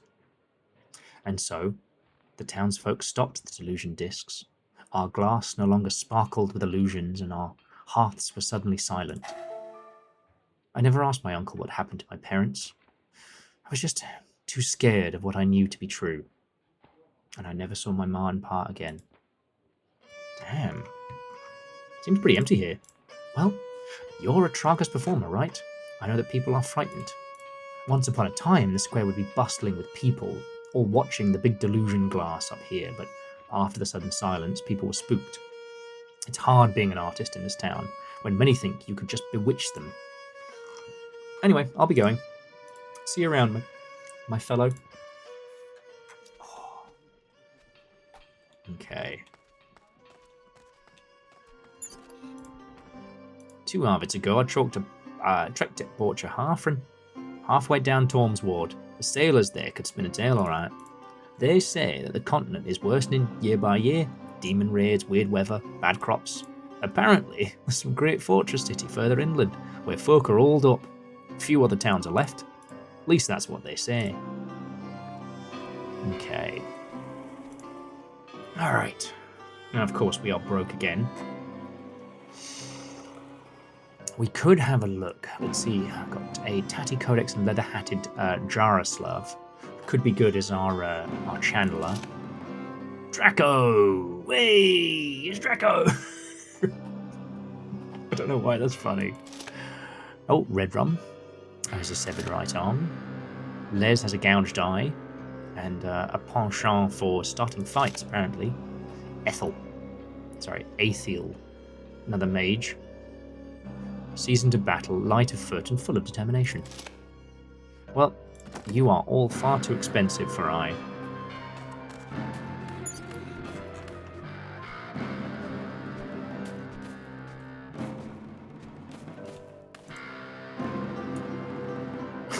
Bogdan, not Bogan. I could not say Bogan.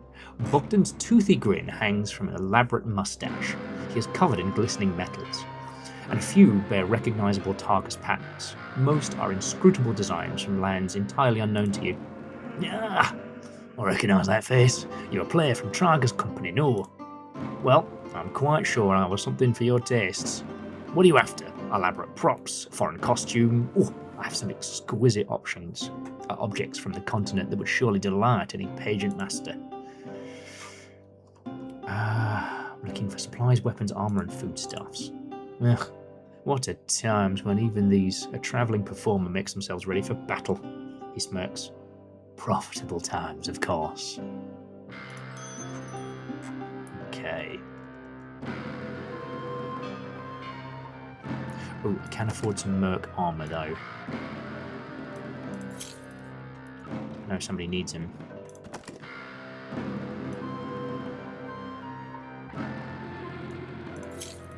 Wait, do I have a militia shield? Before I blow all our paycheck on goodies. Yes, I have a militia shield. You've got rusty armor, you've got rusty armor.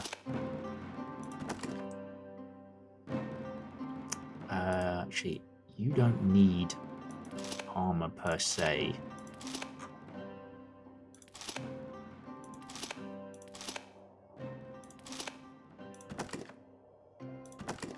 Okay, and the mercenary armor is better than what she was packing.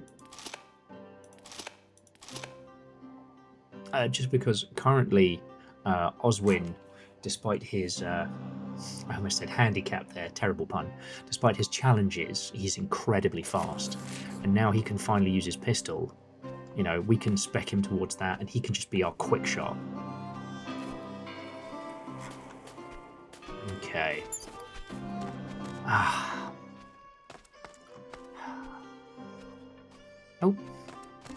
No more mushrooms for that guy. So here's the thing. I want to take a little trundle up into Cuvas proper. I want to see this city in its glory. I am, however, going to have to bring our wonderful, wonderful adventures to a close. Lest I inflict upon you all a 5-hour video of me just going, ooh, ah, ooh. Ah, it's fucking cool. I can gaze down at the city below. Look, again, this is very much a sponsored video, and I'm very much being given the privilege of playing this early. But holy heck, there's something about how lovely Hellplace do such a wonderful job of capturing these incredibly evocative worlds. They make places that feel small and suffocating, yet expansive and alien's the wrong word.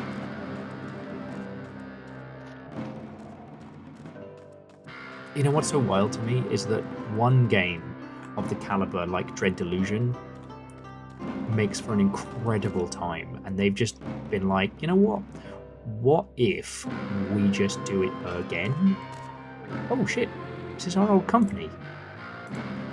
Since the sudden silence, the Tragus Theatre is the only communal respite we have left. Performances are getting rarer, and usually feature understudies who bungle their lines. Wow, I didn't realise I was going to get subtweeted, but alright. Where are the lead performers? It's almost as if they have somewhere better to be. No, they died. So maybe this is the Performing Arts Company. Astria, standing proud, watches you approach. You swallow hard.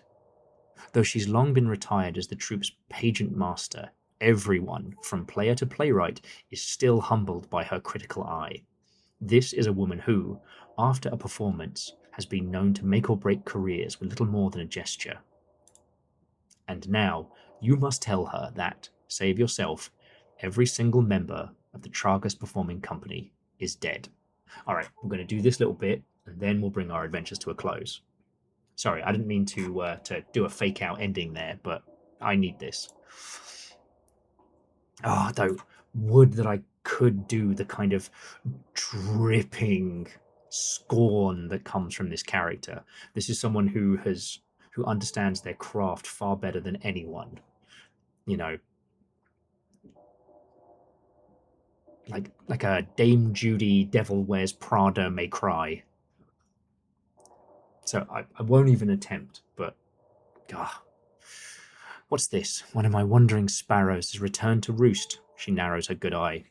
Pray tell, my child, what's amiss? My mask hangs heavily. Well, the Troop and Drainog. Astria, please accept my humblest. We'll go Troop and Drainog. Astria, closing her eye, gently interrupts you. Hell is just a frame of mind. Do you recall the quotation, child? The Tricion demons. She shakes her head. Nay, child. The line is from Maulo's Channeler Fortis, uttered by a demon. It implies, she taps her forehead, that our torments reside here, not in some demon's lair. Okay, firstly, and realize I was personally, as Will Overguard, going to be called out by this. She sighs, which is to say, the deaths of your fellow performers is not your burden to bear, dear player. Oh, she's been nice. How did you know about Drainog? Why, you told me yourself. Not with words, of course, but your body is an open book and plain for all to read. It's the second time someone's told me that. You have much to grieve for, of course, but do not have the luxury of leisure. Events are in motion, the stage is set, and you, dear player, have a leading role. Tell me, have you visited our peacekeeper yet? Not yet. Then you should make haste to the residue. Then you should make haste. They reside, of course, in the Great Clatch, hall on the hill, under shadow of the Great Transceiver. Return to me when you're done. Okay. I was expecting we would get more wrecked there, but... But there we go. So, dear friends, that is as much as I'm going to be showing you today. I thoroughly look forward to diving into this myself, and builds and save games willing, I think I'll be continuing this run with this character, because why not? And look, I know it's a small detail, but the fact that you are player, as in of play and playwright, I don't know why I love that so much. I think it's because I'm still a great big thespian dweeb at some part of my soul. There's probably like an organ or like a tumour I have somewhere that comes from Shakespearean nonsense. Who knows? One could say that acting is as much a curse as a gift, and I am no actor at all. But, yeah, this is Entropy, and it's fucking good. If I had a critique, it's that there is a lot here, and so little time to see it all. So, time for my thank yous. So once again, to DreadXP and to lovely Hellplace, like seriously, thank you for letting me have another run at this.